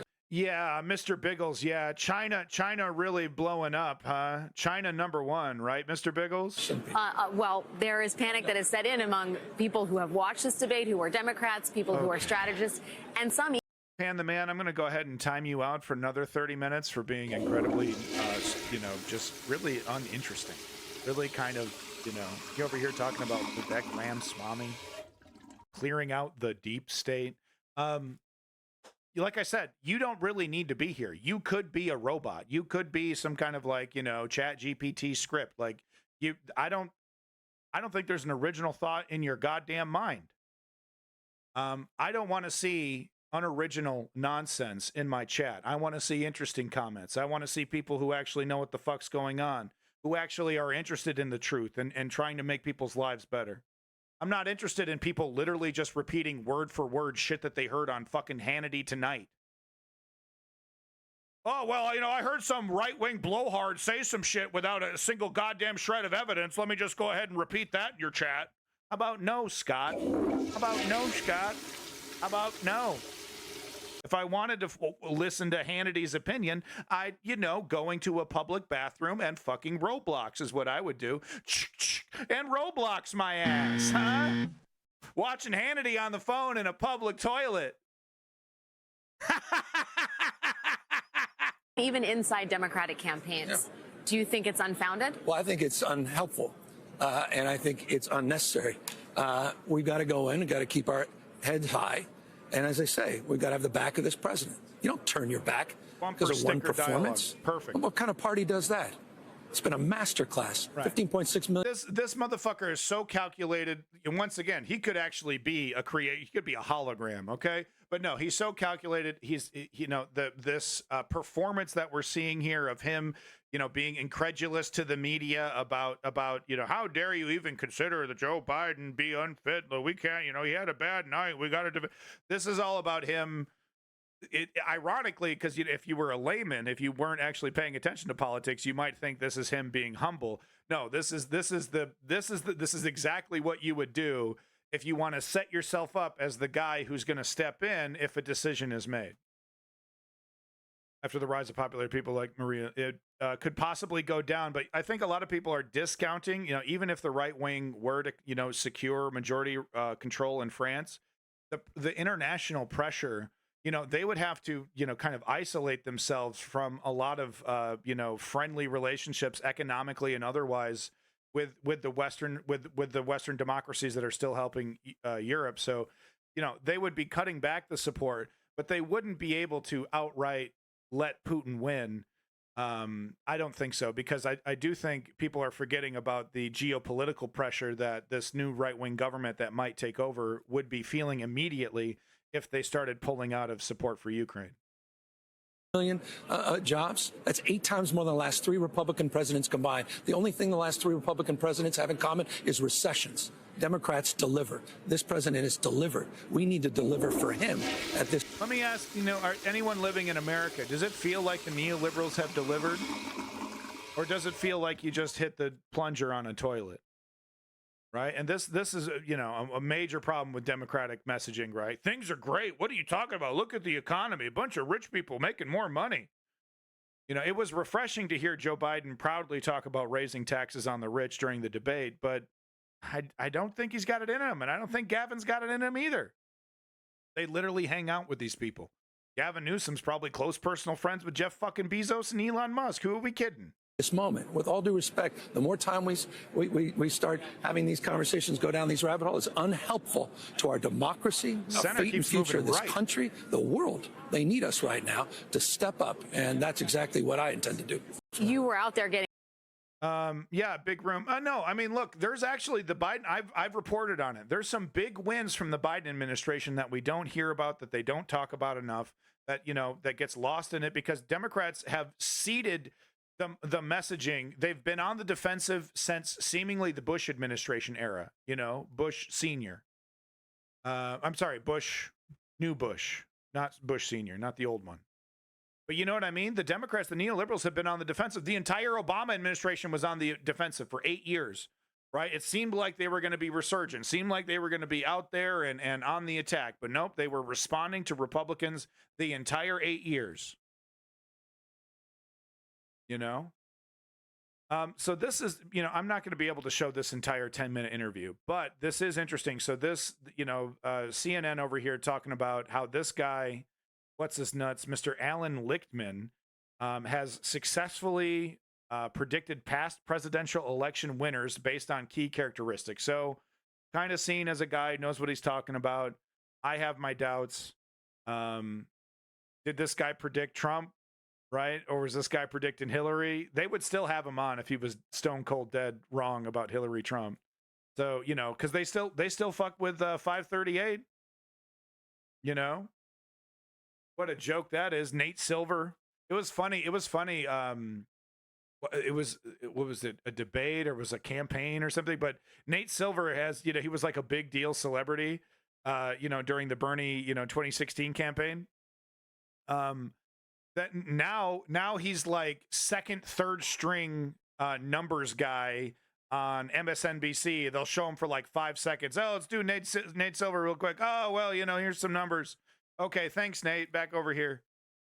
It's like, you know,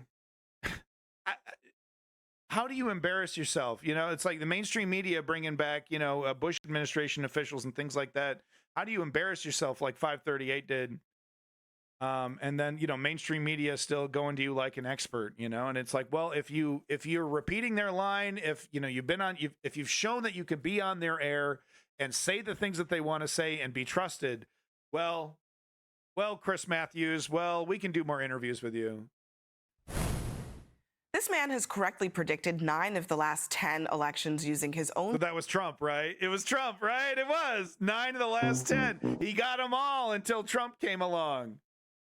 You know, politics was way more predictable before Trump came along. It really was. There was a status quo. There was a science to it. Like it was locked down by these two, you know, this duopoly of two parties. They had it locked down, and there was, you know, only like 30% or less of America was even paying attention and participating. And now Trump screwed everything up. And characters like this and Nate Silver over here who saw the formula, you know, they can no longer predict what's going on. But okay, I bet you it was the Trump one that he's 9 out of 10 of. I bet you. This man has correctly predicted 9 of the last 10 elections using his own model of 13 criteria. Alan Lichtman is the distinguished professor of history at American University, and he looks at factors including incumbency, the economy, and social unrest. And in April, he was leaning toward Biden winning this election. So let's see where he stands now. Alan, thanks for being here. What's your prediction? I haven't made a final prediction, but I can tell you a lot about this election. First of all of these pundits and pollsters and analysts that you see on all the cable channels and all the networks have no track record in predicting elections. And yet they come on and they claim they know how this debate is going to affect the outcome of elections. They have no idea. It's sports talk radio. It may be entertaining, but it has no scientific basis. So what is the impact, do you think? Zero. Debates are not predictive of outcomes. Hillary Clinton won all 3 debates, still lost. John Kerry won all the debates. Great point about that. Yeah. I remember those debate wins. They didn't really feel like wins. They felt like technical wins, you know, like when a boxer wins with more points, but they're basically both, you know, beaten and bloody. Still lost. Barack Obama got trounced, 72 to 20% in the poll, worse than Biden, and went on. I forgot about Biden fucking up in the debates. His first one, I think, was good. I think there was one where he really performed, but there was, the other ones were kind of to win. That's why we rely on the 13 keys which tap into the structure. I think if we get another debate with Trump and Biden, which I don't know if we will, but if we do get another one, I don't know. Can it get any worse? Short of him keeling over and dying right there on the fucking stage, it really couldn't have gotten worse than that. So really, you know, only way to look is up. Of how elections really work. And they show that Democrats' really only chance to win, contrary to everything you've heard, is with Rebel Phoenix, that's Biden funny. running. Look at the incumbency key. Yeah. Biden checks that off. The contest key. No, my prediction after the last debate was that Biden's going to go back into his bunker for safekeeping. It's too scary. He scares the American public. Corn pop! Get him back in there. Jesus Christ. Checks that off. He was uncontested. It takes 6 keys to count out the White House party. But you know, that means Alan, of the remaining 11 keys, 6 would have to fall. Let me finish. Yeah. Biden doesn't run. They lose the contest key. They lose the incumbency, and only 4 more keys would have to fall. I think that that's actually kind of what I was trying to get at here, is that the problem right now is that the Democratic Party is considering replacing Biden, mostly because it's unclear whether or not he actually physically can carry out the rest of this campaign and put up a fight against his opponent. So that seems like a fundamentally different thing than some of the items that you have in your rubric. Yeah, it's a huge mistake. Yeah. They're not doctors. They don't know whether Biden is the format. You know, even though I think it's a good format, but I think it does benefit Gish gallopers, especially if the moderators are just going to sit there stone-faced and just let lies flow like water, you know, out of Trump's mouth without a single rebuttal or pushback. So I think the format really did benefit Gish gallopers, and you know that the format hurt Biden, you know, especially in the shape that he was in. Physically capable of carrying out a second term or not. Remember, a lot of folks were saying the same thing about Ronald Reagan, who was, 73, and age was very different then. And they said, he's not capable of carrying out another term. He won 49 states. So this all right, yada, yada, yada, wonky shit. If you want the rest of this interview, it's right here. I just thought it was kind of interesting. This guy who's predicted 9 out of 10. But it's, it's different now. All this science, all this little chart that he figured out, all this stuff is based off of, in an era back in eras before when politics was more predictable, when politics was less shameless, Nixon, in this modern era of politics, Nixon would have never stepped down. Nixon would have never, he'd be like, I'm going to write it out. We can bluster our way through, lie our way through this. I'll never concede. And if they back me against the wall and they actually start winning and I actually start getting held accountable, we'll change the laws.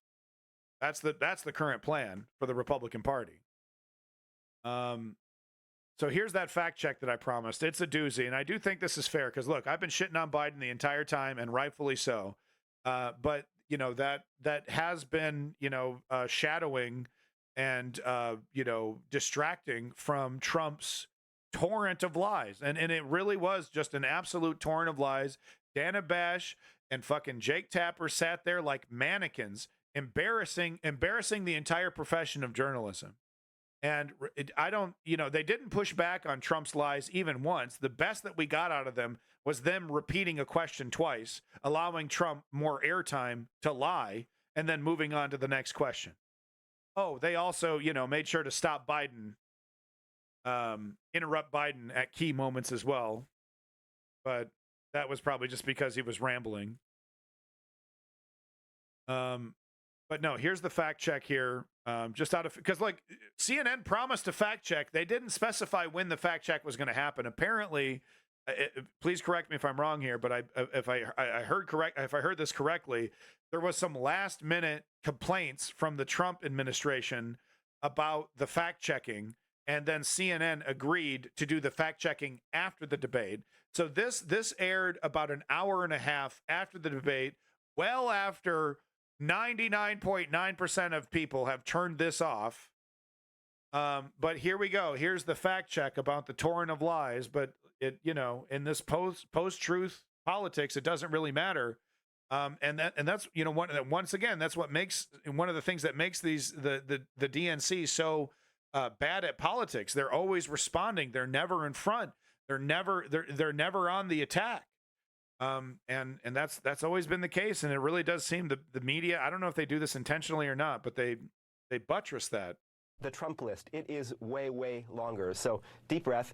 He said some Democratic states allow people to execute babies after birth, an egregious lie that is illegal in every state. He said everybody, even Democrats, wanted Roe v. Wade overturned. Roe was supported by 2/3 of Americans, even more. That was such a ridiculous lie. Even Joe Biden laughed, but of course he didn't say anything when it was his time. Democrats, he said He just said, oh, can you believe this guy? Can you believe it? Or whatever the hell he said. You know, he kept saying it over and over, the nerve or whatever.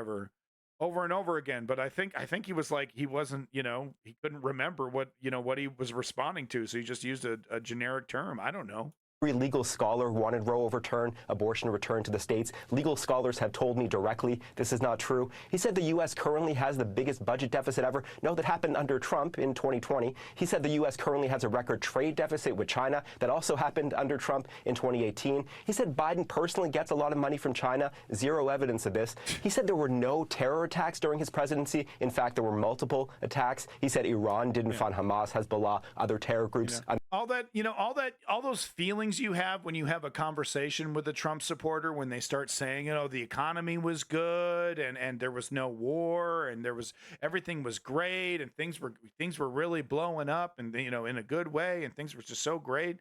And you're like, well, man, I don't know. I don't know every single fact. I'm not an encyclopedia. It doesn't really matter, because even if you were an encyclopedia, even if you had this list in front of you and you said, look, he lied about every single one of these things. This fact checker went through. He's got sources for each one of those things, right? I'm sure he posted it somewhere. Here's this lie, and here's the source for that. Here's the proof for that. Does not matter. It does not matter. And we need to recognize that there are people in our democracy where there is no convincing with facts. There is no debating with information. This is not a battle of ideas. It is a battle of feelings. And yes, it's beyond ironic that, you know, Ben Shapiro, right-wing bad actor, came up with that slogan, but that it really goes back to the projection of Republicans and conservatives in general. Everything a conservative rallies against, they themselves participate in or want to participate in. So if they talk about the deep state, they want to be the deep state. And look at Project 2025. You know, they talk about, protect the kids. No, they actually want to harm the kids. Look at what they do, with child labor and increasing child marriage, making that legal. Look it up. It's happening. Every accusation is a admittance of guilt from a conservative. Are the left innocent and the left are so great? No, of course not. But there is a clear difference here. And look, all you need to do is look at this list here, right? Like I said, these are fact checked. This guy went through with a fine. He took the time. He was paid to do it by CNN, took the time, and he did that thing that nobody has time to do, recorded the entire Gish Gallop, went through word by word. Okay, this was a lie. This was a lie. This was a lie, right? So what I'm trying to do is I'm trying to reassure you, you know, because the gaslighting is so consistent and the gaslighting is so profuse. It's all over. It's constant. It starts to affect you. And you're on the left. You're like, I don't know. Maybe the economy was good in the Trump era. I don't know. Maybe he did do a better job with COVID. I don't know. I don't know, man. I don't know, man. I don't know. I don't have time to look all this shit up. Well, this nerd did. And guess what? Your gut feeling was correct. They're full of shit. They're pro-authoritarian, fascistic tyrants. They don't know what they're talking about, the supporters of these people. They lie to themselves. You know, number one, that's the first person they lie to is themselves, and then they lie to everybody else, and they do it with utter and sheer confidence. So just feel a little bit better about fighting this. Feel a little bit more confident that you on the left have the moral high ground, that you are correct in pushing back against this. Because that's step one, is that gaslighting, is that, I don't know, maybe the economy was great. You can't doubt yourself. under his presidency. Iran, in fact, did. He said Biden wants to quadruple people's taxes. That is pure fiction. He said the U.S. has provided way more aid to Ukraine than Europe had. It's actually the opposite. Sounds he familiar. said the U.S. has provided about $200 billion in Ukraine aid. It's closer to $110 billion. Well, he said 18 so or 19 good. million people have crossed the border under Biden. That is millions too high. He said many of these migrants are from prisons or mental institutions. His own campaign cannot corroborate this. He said Biden has only created jobs for illegal immigrants. Total nonsense. He said Nancy Pelosi turned down his offer of 10,000 National Guard troops on January 6th. There's no evidence she even got such an offer. It was so the ridiculous. president, not Pelosi, who had the power to deploy the D.C. Guard. He said Pelosi now acknowledges she turned down the troops. No, her office tells me this claim is still a lie. Totally he said he ridiculous. deployed the National Guard to Minneapolis in 2020. Actually, that was the Democratic governor. He spoke of, quote, ridiculous fraud in the 2020 election. Zero evidence of any widespread fraud. He said NATO was going out of business before he took office. Completely, clearly absurd. He said the U.S. was paying 100% of NATO before he came along. The U.S. made up about 71% of NATO defense spending, not 100. He said he, not Biden, is the one who lowered insulin prices in Medicare. He did it for some seniors, but Biden did it for far more. He said Biden indicted him. Again, no evidence Biden has had a personal role in any of these four prosecutions. He said Europe takes U.S. cars, just not true. He spoke of food prices quadrupling under Biden. That's a wild exaggeration, though they are up. He said Biden made up the idea he called dead service members suckers and losers. No, the Atlantic magazine reported that, and then former Trump Chief of Staff John Kelly corroborated it. He said Biden called black people, quote, super predators for 10 years. Biden never once deployed that phrase, let alone for 10 years, though he did at least once speak of, quote, predators without specifying it was about black people. He said his Trump tax cut was the largest in U.S. history. Not true, though, in fairness, Biden also said this. Trump said China and others stopped buying from Iran under him. China never stopped. He revived his pet lie. I don't know how many times I've done it, that he signed the Veterans Choice Program into law. Barack Obama did that in 2014. Trump signed an expanded version. Ironic, right? Ironic because it's really easy to say, oh, they're dumb, they're stupid. But no, the reasons why the right wing vote against their own self-interest and support authoritarian fascism, and it's extremely complicated. It's multifaceted and multi-tiered, but we don't need to get bogged down in any of that. All we need to know is that we need to defeat them. They don't know what they're talking about. They're straight up wrong. They will destroy us all and each other. They cannot be trusted. Yes, some free speech. Everyone deserves free speech. Everyone has an opinion. Opinions are like assholes. Everyone's got one. But the adults in the room do need to take control. It's gotten completely out of hand. And yes, when the right wing get in control, they I don't know how many fucking times in history we need to repeat this.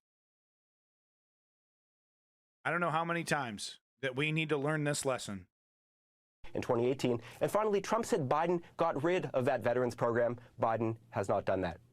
There you go. There's the list of lies. And once again, remember, when you're talking to the right wing, when you're starting to feel gaslit, remember, you actually have the moral authority here.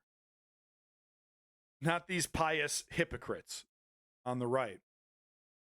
So, you know, we were talking to a well-loved and respected member of the News Underground about incompatible cultures a couple streams ago. So I wanted to show this here. So we're moving on to the next topic here. We're just going to do some world news. And I was pointing out that this point of view is xenophobic and bigoted. And it basically says certain people are less human than others. And I thought this image was really interesting because we've been seeing this template go around on social media right now, showing this lily white, virginal white girl crying, basically crying at the degradation. Of course, it's AI, right? But crying at the degradation of society as all these dirty, strange, weird brown people surround her, right? The visual representation of incompatible culture. What's interesting to me is that this has become a template. As we can see, this is in Turkey, I believe. This is Turkish nationalists. And what's interesting is that this, unchanged. You don't need to change a single thing. You just need to change the flag that she's wearing, and it's all the same. And the reason why it's all the same, no matter what culture it is that this point of view is based in ignorance, in human ignorance. So wherever ignorance exists, this mentality will exist, right? Of incompatible cultures, the great replacement.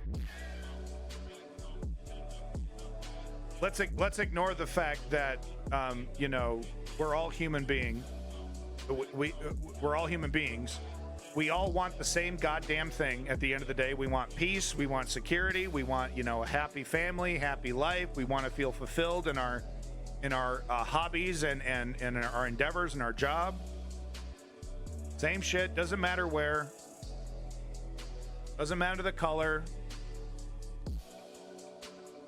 So I think it's just rather interesting that wherever ignorance festers, these ideas fester, regardless of, like I said, religion, color, creed. It's ignorance. That's the problem, not other races, other cultures. The entire concept of incompatible cultures is xenophobic at its core. So I thought this was interesting because this image, she was wearing the American flag or the UK flag or something like that. And this is just, you know, they don't change a single thing. They just change the flag that she's wearing on her shirt, right? The ethnicity, the white hair, the color, right? Because in some cultures, this the other way around, right? With a bunch of like, you could some lefties describe, you know, certain places in Africa like this, but inverted, right? With a bunch of white people, and then, you know, a single black person there. Oh, look at the gentrification, which gentrification is real. It's more complicated. But I'm just trying to say it's looking at real problems through the lens of ignorance. Because like we can't just allow, you know, uncontrolled migration. We can't have a situation where there's no borders. You know, we're not really at that stage yet, you know, in human society where that can work. There does need to be rules. There does need to be limitations.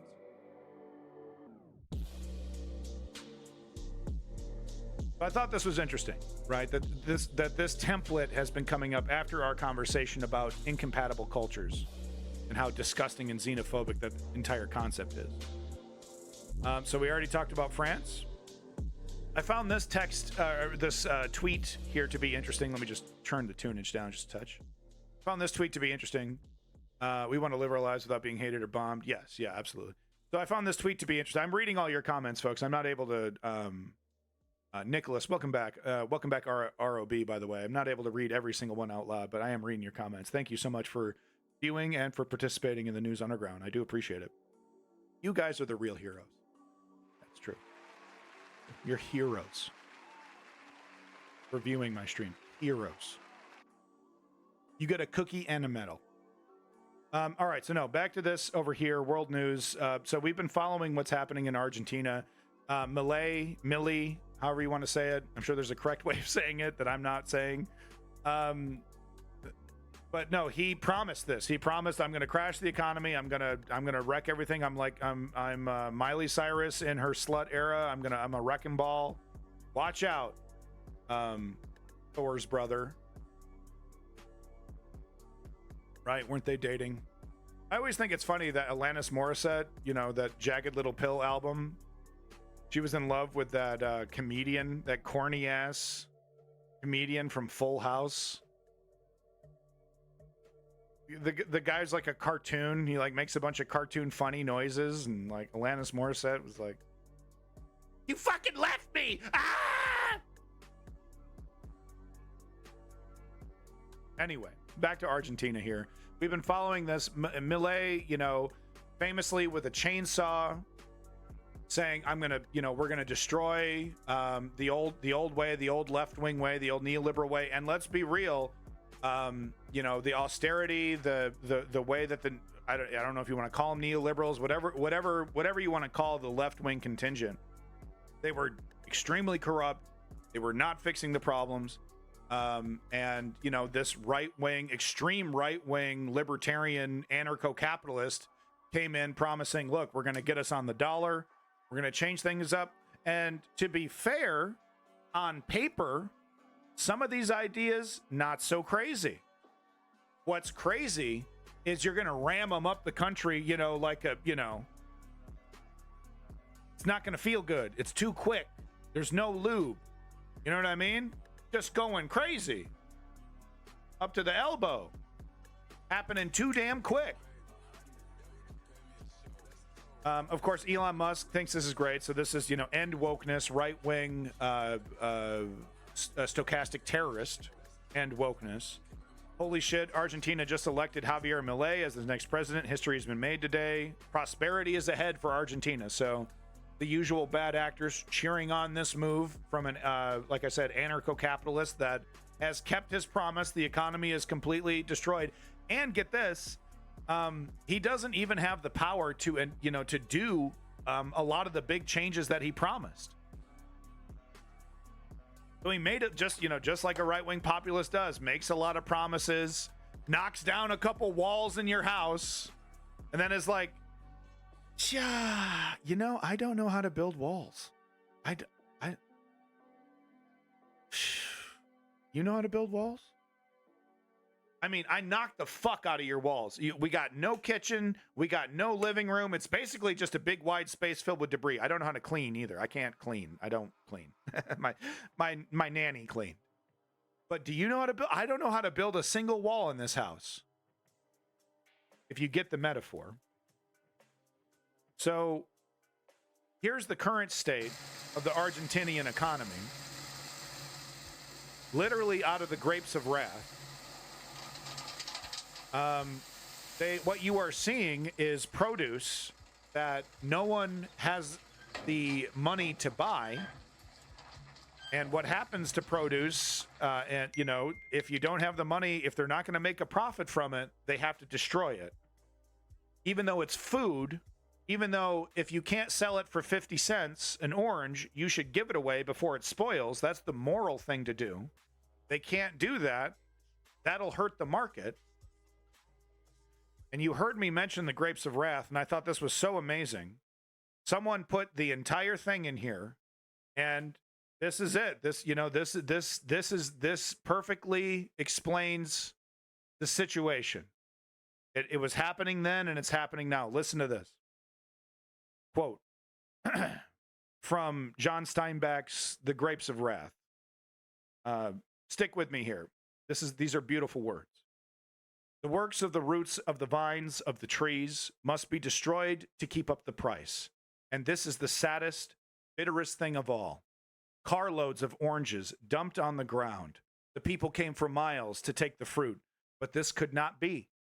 How would they buy oranges at 20 cents a dozen if they could drive out and pick them up? And men with horses squirt kerosene on the oranges, and they are angry at the crime. Angry at the people who have come to take the fruit. 1 million people hungry, needing the fruit, and kerosene sprayed over the golden mountains. And the smell of rot fills the country. Burn coffee for fuel in the ships. Burn corn to keep warm. It makes a hot fire. Dump potatoes in the river and place guards along the banks to keep the hungry people from fishing them out. Slaughter the pigs and bury them, and let the putrescence drip down into the earth. Talking about how, look, we can't give this away. That'll destroy the market. No one's going to buy it if we're giving it away. We have to let people starve so that people become desperate enough to buy to keep the market moving, or else I go out of business. It makes sense from a business perspective. It makes sense to waste this food. There is a crime here that goes beyond denunciation. There is a sorrow here that weeping cannot symbolize. There is a failure here that topples all our success. The fertile earth, the straight tree rows, the sturdy trunks, and the ripe fruit. And children dying a pellagra must die because a profit cannot be taken from an orange. And coroners must fill in the certificate, died of malnutrition, because the food must rot. Must be forced to rot. The people come with nets to fish for potatoes in the river, and the guards hold them back. They come in rattling cars to get the dumped oranges, but the kerosene is sprayed, and they stand still and watch the potatoes float by. Listen to the screaming pigs being killed in a ditch and covered with quick lime. Watch the mountains of oranges slop down into the putrefying ooze, and in the eyes of the people there is the failure. And in the eyes of the hungry, there is a growing wrath. In the souls of the people, the grapes of wrath are filling and growing heavy. Growing heavy for the vintage. You see, stuff like this, when people are starving and they see it happening and they know it's happening, their grapes, their body, their soul fill with wrath, like grapes on a vine, slowly growing, ready to be harvested. That harvest is, of course, violent revolution. And that's what anarcho-capitalists have to offer us. Chaos. They think they'll be up top. They know it's going to be chaos. Ask your favorite libertarian how bad things are going to be if they get what they want. They smirk and smile because they know it's going to lead to death. It's going to lead to tribalism. It's going to lead to just a full-blown anarchy for a little while. But they're okay with that because they think they're going to be at the top of that hierarchy.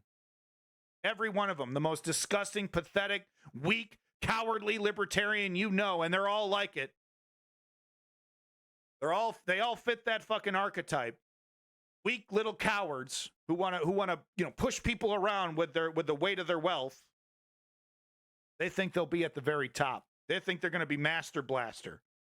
Not the, little monster he's got crawling around him, Yes, master, with a fucking chain. That's Nick Fuentes' future. He thinks he's going to be Master Blaster with the fucking, with the muscles. Not exactly, Nick. Moving on to the next story here. George Galloway, piece of shit, absolute piece of crap. I forgot I didn't have this image posted up here. 1 second. Let me just get this. This is the last day of Pride Month. Congratulations, gay people for existing, but also for resisting the ignorance. See here, where is it? Rainbow flag. There it is. The ignorance and the xenophobia and the attempt to weaponize homosexuality into a disgusting caricature so that they can use it politically, right? Saying basically what they're trying to do is say every gay person is a fucking pedophile. And then they go, well, yeah, we want to end pedophilia. Don't you want to end pedophilia? Yeah, of course we do. But why are you disingenuously defining every gay person as a pedophile? Well, I got some study or something, I got my opinion and my gut feels bad. I'm really uncomfortable around gay people when my son's in the room. So, that's 1 + 1 = 2 to me. Great. So you can just, completely marginalize, millions of people, slander millions of people, millions of good people as pedophiles because it benefits your little goofy politics. Yeah, well, I'm a cynical guy, so. Anyway, enough straw manning. Galloway over here on Piers Morgan, which has just been a total cavalcade. Motherfucker over here quoting Joseph Peterson. I mean, 3 strikes and you're out, Pan the Man. 3 strikes and you're out, man. I don't take you seriously. I don't take your talking points seriously. You don't take yourself seriously. You're literally you're a cipher. You're literally just a mouthpiece for the talking heads that you respect, and you put it upon yourself. It's your job to come into leftist spaces and repeat this nonsense ad nauseum. I could nail you to the wall. I could prove everything Jordan Peterson has said wrong. Doesn't matter. You're still going to repeat it. Doesn't matter how many facts or links or whatever. I could spend 3 hours debating with you about the legitimacy of Jordan Peterson. You'll sleep like a baby, having 0 opinions changed. An infinite amount of time wasted. Thanks, but no thanks. With your generic bumper sticker slogans, as a very smart person in the chat put it. Welcome back, Vizon. So goodbye. 3 strikes and you're out. I tried. We gave him fucking 3 timeouts. We even played the goddamn game with him. And he looked it up. Come on, he typed that in. He didn't know it was the Silk Road.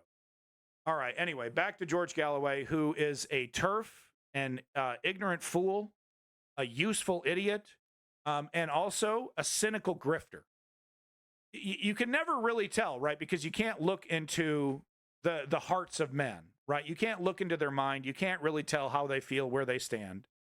But it's always hard to tell, like, how much of this is useful idiot, he actually believes it, and he's just a useful idiot, versus is this guy a politically cynical, and does he knows if he repeats these messages, if he dog whistles in a certain way, he gets to be on TV, he gets to be interviewed as a pseudo expert or as someone who represents, a part of this movement, and you get to cash in. There's a lot of money in this grifter space, and you can Russell Brand your way into a pseudo career, and the money can keep flowing.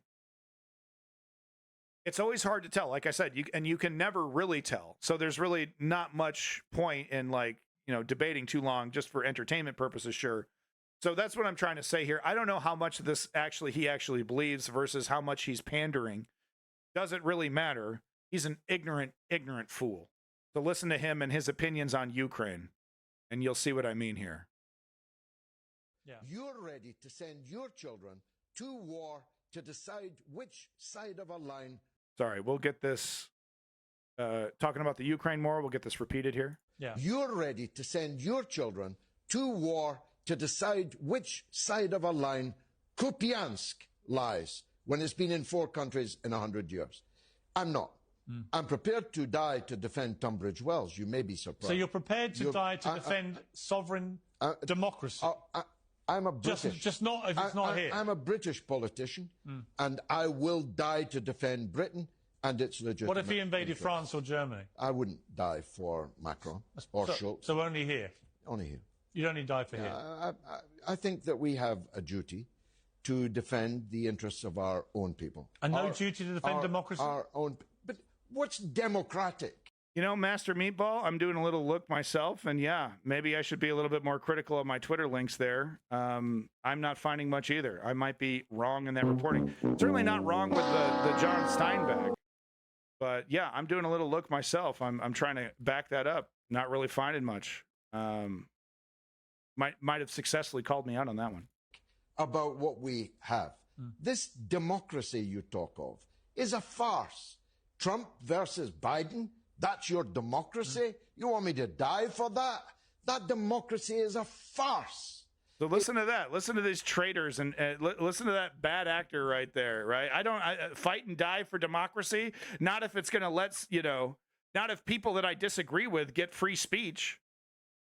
The authoritarian right-wing mindset. It's a farce when people who need $1.5 billion even to run against the incumbent president, that is inherently farcical. When it is 2 octogenarians, one pooing his pants in front of the Pope, the other from behind bars in a cell for paying a hookah money, hush money, out of his company accounts, that's democracy. Well, she wasn't a prostitute. Stormy Daniels wasn't a prostitute. She was an entertainer. An adult entertainer. They're different. Okay. Yeah, no, I think Meatball's got me on that one. I'm not finding much evidence of that. But let's go ahead. Let's find another clip, because I appreciate being called on. I don't want to spread misinformation. So let's go ahead.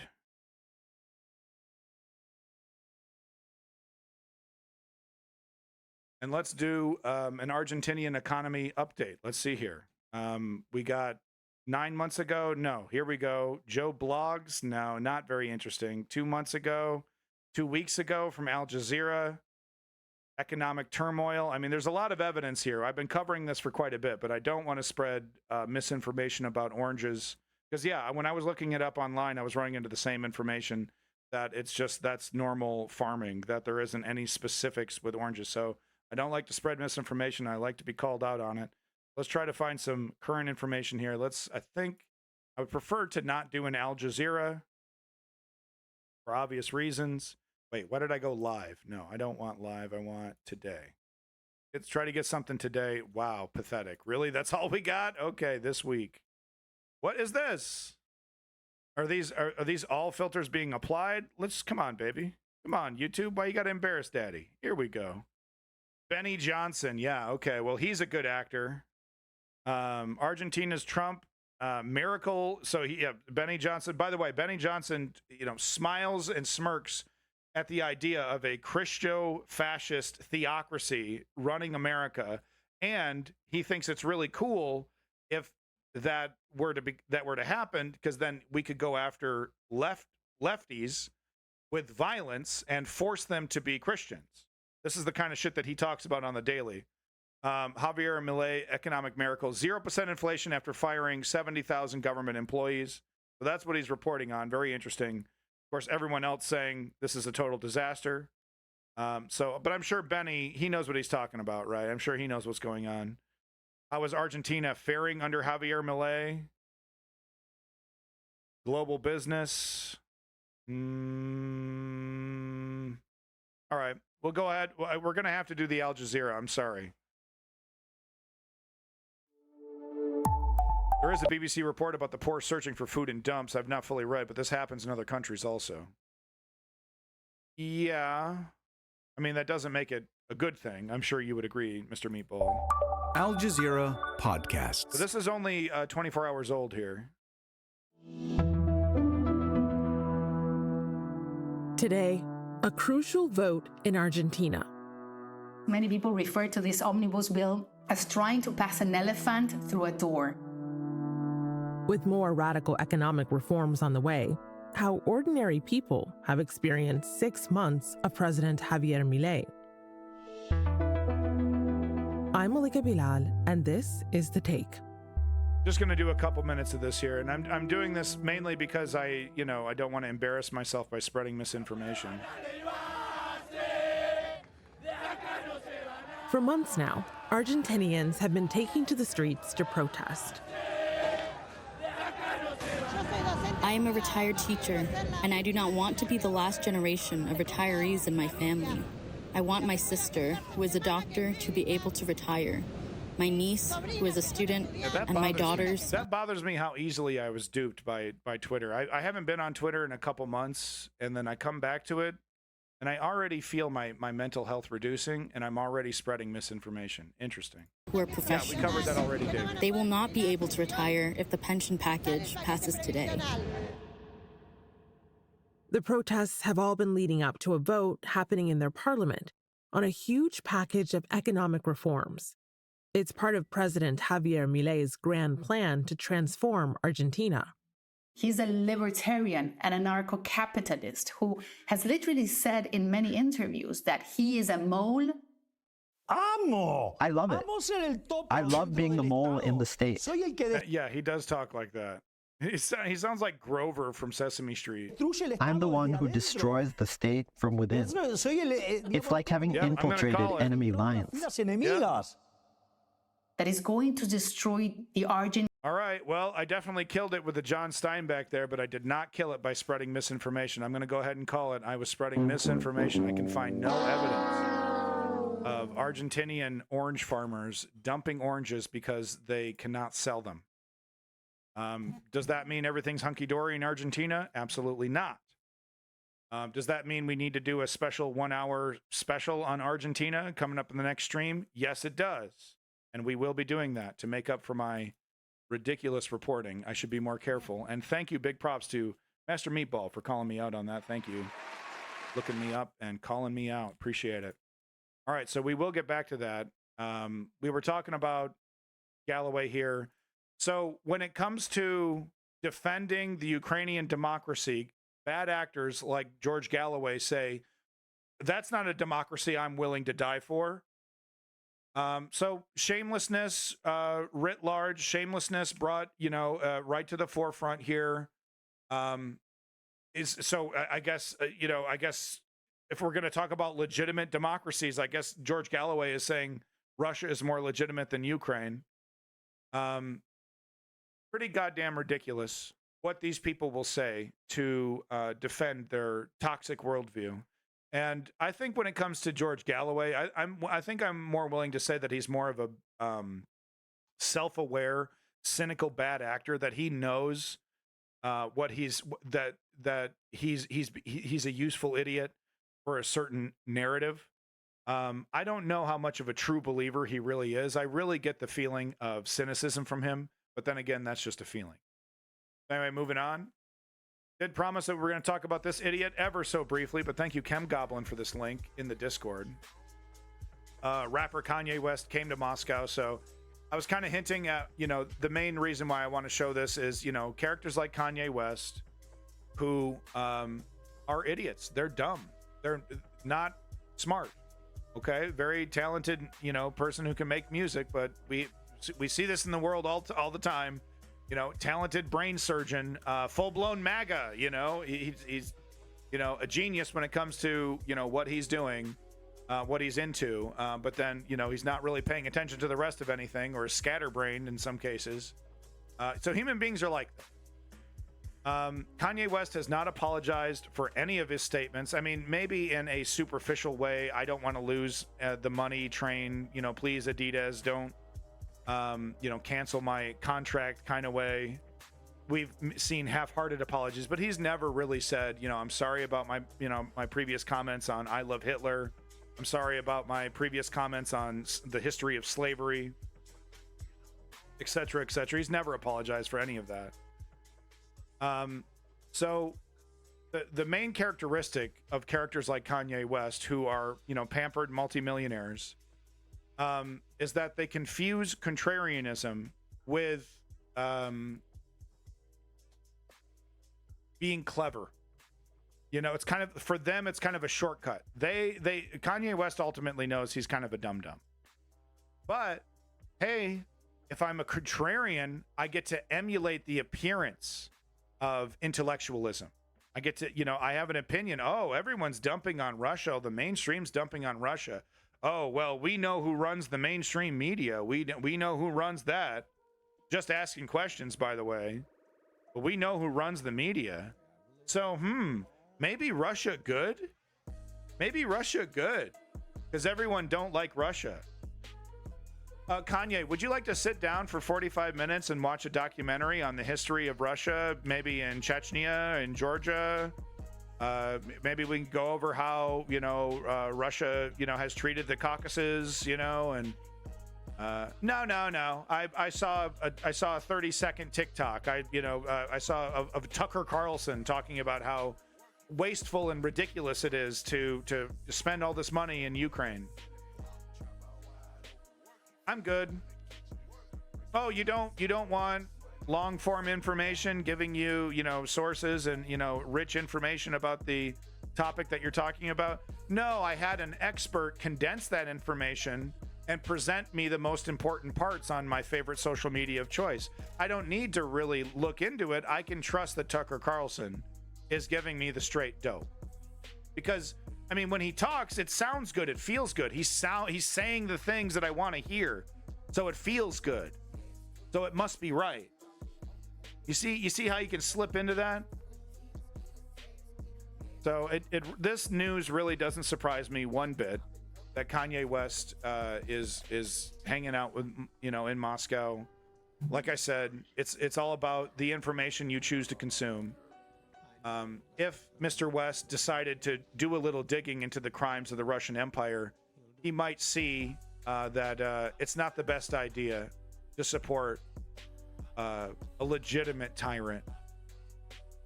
Didn't Dennis Rodman do that with Kim Jong-un? Right? Didn't Dennis Rodman? I know Steven Seagal made trips. But wasn't there a thing with Dennis Rodman? There was like, is Dennis Rodman an ambassador for the United States? Was that Dennis Rodman hanging out in North Korea? Yeah, so that's all I had to say about this news. Thank you, Chem Goblin. He went there to celebrate his birthday. I guess so. The designer of his ugly ass clothes is Russian, which makes sense now. Yeah, so this Russian dude's been the head of design. But the ugliest sin clothing you can blame Russia for. The man dresses like a homeless man who got into, cubism. It's bizarre, his quote unquote fashion style. Yeah, so there's some videos of him Here he is. Hanging out, whatever. What the fuck ever. This doesn't really surprise me. Once again, I implore Kanye West to apologize for his Hitler's not so bad comments and for his comments on TMZ about racism or slavery being a choice. Look it up. Look it up. That one I know I'm not fucking making up, Mr. Meatball, if you're still here. I'm not making that one up. I remember them on TMZ because there was the white guy and the black guy there on TMZ, right? The guy with the dreadlocks, the two, hosts, they're always sipping Starbucks coffee. He was just speechless. He didn't know what to say. Welcome back, Ice King. So real quick, I don't have time to go in depth on Ukraine and Gaza today, but you can expect that in the next stream if possible. We're obviously going to have to do an Argentina stream now to make up for me embarrassing myself. Feels like half of you left after I embarrassed myself that way. Meatball called me out, and you guys, I'm disgusted with this so-called journalism. I'm going to go to Vosh. This discount Vosh doesn't do it for me. But this, I think, was posted by Woke Patriot or some other amazing person in the Discord. If you remember who it was, please let me know. But really shocking stuff when you look at the numbers. The accusation against the IDF is that they intentionally target journalists. And they say, no, how dare you? How dare you? It's all accidents. It's all accidents. Doesn't matter that they're driving vehicles clearly marked as press. Doesn't matter that they're wearing outfits that say press. I've become right wing. No! Oh no! Maybe anarcho-capitalism is the way to go, guys. Maybe it is the way to go. It was extra embarrassing because I went into that whole, Steinbeck thing. So it's doubly embarrassing. So I'm definitely going to have to lick my wounds there with my hour-long Argentina economy special that we're definitely 100% going to have to do. It's embarrassing. It is. But no. So it's pretty irrefutable that the IDF is 100% intentionally targeting journalists, like I said, that are clearly labeled as journalists. These guys are shooting through sniper rifles where you could see the insignia on their button. It's like you can get really close. We're talking extremely expensive hardware, and highly trained IDF soldiers who know exactly how to use long-range snipers. And of course we see drone attacks, like I said, on clearly marked vehicles that say press. Oh, well, Hamas is using those. I'm not disagreeing with that, but that's not our problem. That's the problem with the IDF. If they want to claim they're a moral army, if they want to claim that they're not killing journalists, which they do, and they're lying. They're just lying. So look at the stats right here. Once again from Twitter, so God help me. Meatball furiously typing into the Google, making sure these numbers are correct. And once again, Meatball, if you're still here doing that, thank you. I like being called out. I like making sure I'm accurate. I like that. But let's go ahead and just assume these numbers are correct, like the idiots that we are. Second World War has killed 69 journalists in 6 years. Wow, only 69 in World War II. Vietnam has killed 63 journalists in 20 years. Well, that's actually amazing. You would think so many would, only 60, less than 100 in both major conflicts. Then in Gaza, in the course of 50 days, 67 journalists. And of course, the bad actors would say, oh, a lot of these guys aren't just journalists. They'll put on a press jacket and take some photos, and then they'll take off their press jacket and pick up a weapon and start fighting for Hamas. And I'm certain, because a lot of these guys are, from the Gaza Strip, and I'm certain some of these guys, do double duty, and that, because the fact that they're in an open air prison changes the dynamics of, how you resist and how you fight back. That does not make, it's still not a legitimate excuse to intentionally target, snipe, and blow up press. It does give you the right to accost them, right? To say, hey, show me your credentials. Who are you? You're driving around in this press vehicle. We're stopping you to see if you got weapons in it, right? Kind of suspicious. You're driving back and forth. That's all legitimate. It still doesn't give you the right to shoot a goddamn multi-million-dollar missile into a vehicle clearly marked press. Wonder how much harder it would be to track that during World War II, though. Not that hard. There's, I would say, the World War II was documented immaculately. From a multitude of sides. Treasure troves of data. All right, so unless this is AI, this is not fake news, even though it is on Twitter. But here is a State Department representative. I don't even know why we bother with this anymore. With these characters, they by default lie, they by default spin, by default obfuscate and tell us, the opposite of what is true. They do it with a straight face, and if we push back on them, oh, are you being uncouth? Are you being rude? Are you being rude? Excuse me, I'm just trying to justify the horrendous actions of the State Department. Are you being rude?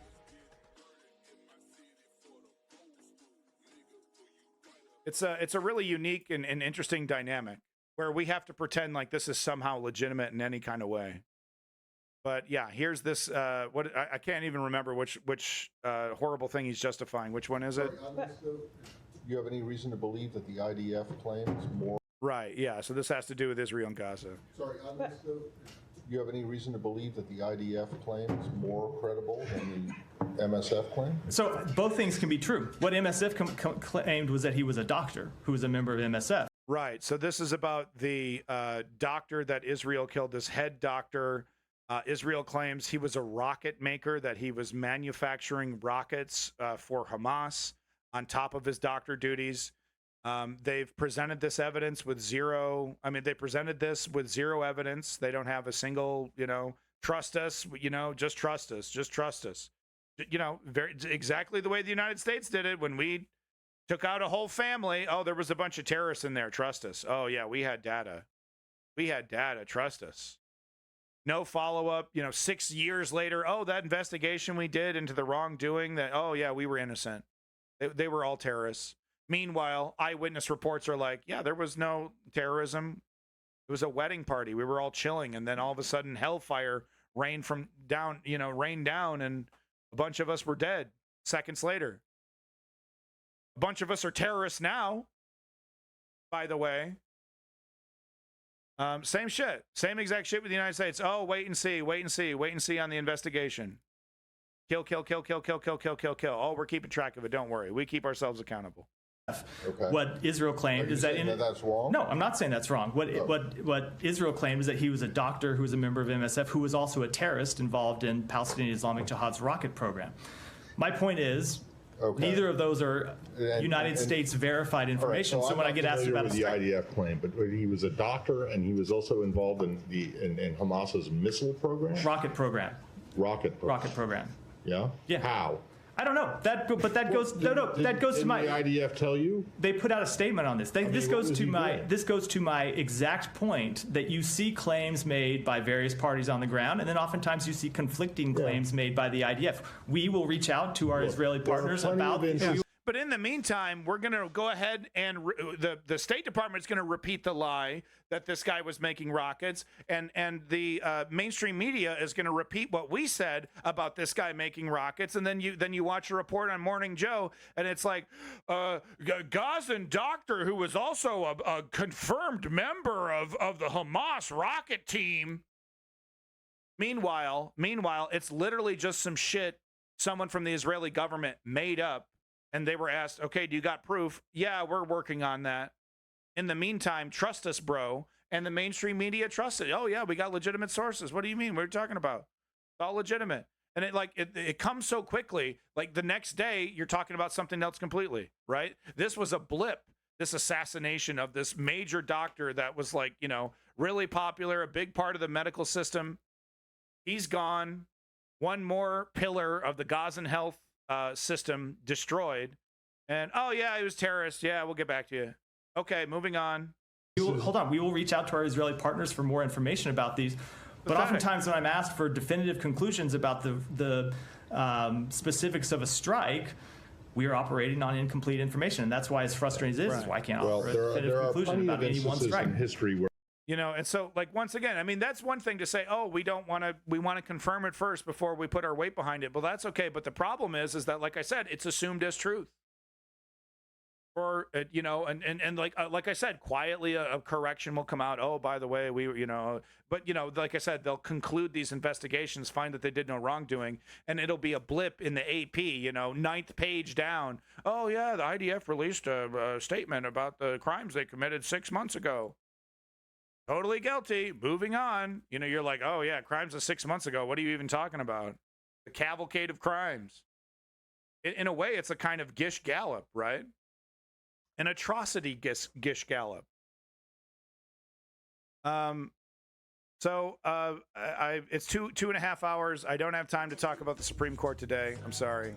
I gotta go. I got a child I need to take care of. I'm a dad. Sorry. Long and short of it, the Supreme Court's completely fucking our lives up. Homelessness is a crime. Bribery is okay. Companies can pollute all they want, and the government is powerless to stop them. Long and short of it is the right-wing activist Supreme Court is, going right along with this plan to disassemble democracy. But there you go. People seem to not be commenting and chatting anyway. I think I've embarrassed myself enough today. But wow, 27 viewers, really? I can't believe it. Mr. Meatball, you're still here? Master Meatball, you're still here? I'm actually shocked. It would be perfectly justified for Master Meatball to leave, calling me an idiot and a bad actor for spreading misinformation, not vetting his sources, but he stuck around. So big props to Master Meatball. All you viewers, I don't normally go down the viewer list, but I got to thank everybody here. 27 viewers, thank you. Kanye West, Vizon, Big Room, Strategy Member, Stickers for Cookers. That V Show, Ribbons, Rebel Phoenix, Pan the Man is still here? What are you doing here, man? Oh my God, Sticks, Ms. V, Master Meatball, Krayla Xanath, Kem Goblin, Villaric, Irony, Daniel Blitt, Chaddick, Biggles Brown Trouser, and Benny Hill still here. Wait, what the hell? Wow. I'm honored. I really am. No, I assume you guys are playing video games or something. I'm not seeing a lot of chat activity. But I got to say, thank you so much for your support of the News Underground. Thank you so much for supporting, abandoned nihilism and, and all that shit. I don't deserve you. I really don't. You guys are great. Kem Goblin, you're the best. Thank you for coming in and sticking around. Our friend from Ukraine. We're going to be doing more Ukraine in the next stream. I think next stream it's going to be Supreme Court, Gaza, and Ukraine. I think we're going to maybe do Ukraine first, Supreme Court, then Gaza. That sounds like a good order. All right, folks. I got to get back to my son. I love him so much. He's the most important thing in my life. But big props to everybody here. Gaza first. You're so selfless, Kem Goblin. You're always saying that. You're always asking if we're covering Ukraine. Hey, are we going to do other topics? So big props to Kem Goblin for being a selfless Ukrainian. Thank you. Strength of the Ukrainians inspires me on a daily basis. Try a force of news. It's the news bukkake. Ew. But no, props to everybody here. Let's not forget the solution to all this bullshit is actually really simple. It's called political activism. Step 1, inform yourself. You're doing it right now. Step 2, join a political organization. I prefer progressive, but you do you, boo. But put your name down into a political organization. Maybe it's single-payer health care. Maybe it's a union. Maybe it's a politician that you think can really switch things up. Put your name down and volunteer. Step 3, you got to put in the work. And once a month, you have to ask yourself, what am I doing for the political movement of my choice? You're not going to fix everything, but you can be part of that change. And really, honestly, if 20% of lefties had this mentality and walked the walk, we would have a revolution. I'm not even talking 30%. I'm not even talking 50%. I'm talking 20% of people who agree with progressive change, making political activism, part of their life, making it into a lifestyle. We would have a revolution. That's how unconnected, that's how disassociated current politics is with the actual reality of people who want change, the amount of people who want change. So follow my 3-step program. It's the only thing that's ever worked, as your boy Clutch Cargo likes to say. Peace in that motherfucking Middle East and glory to the Ukrainian democracy. We're going to see you next time. Thank you, Funk Origins. Sold there in DJ Smokey, land of the funk. Cook and swoop, cook and swoop, cook and swoop, cook and swoop, cook and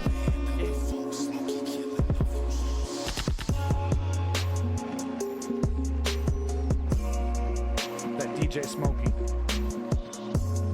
Sold there. January 4th, by the way. July 4th, I mean. The UK elections. July 4th, coming up this Thursday. I'll be covering it. Guaranteed. I'll be covering it come hook or by crook. Might be doing a special babysit. I'm going to be babysitting my kid. Damn, son. And watching the fucking DJ UK elections exclusive stream. We'll see. It's happening. I don't care what happens. I'm covering that election. Peace out, folks. Have a good day. Land of the funk. Land of the funk. Land of the funk.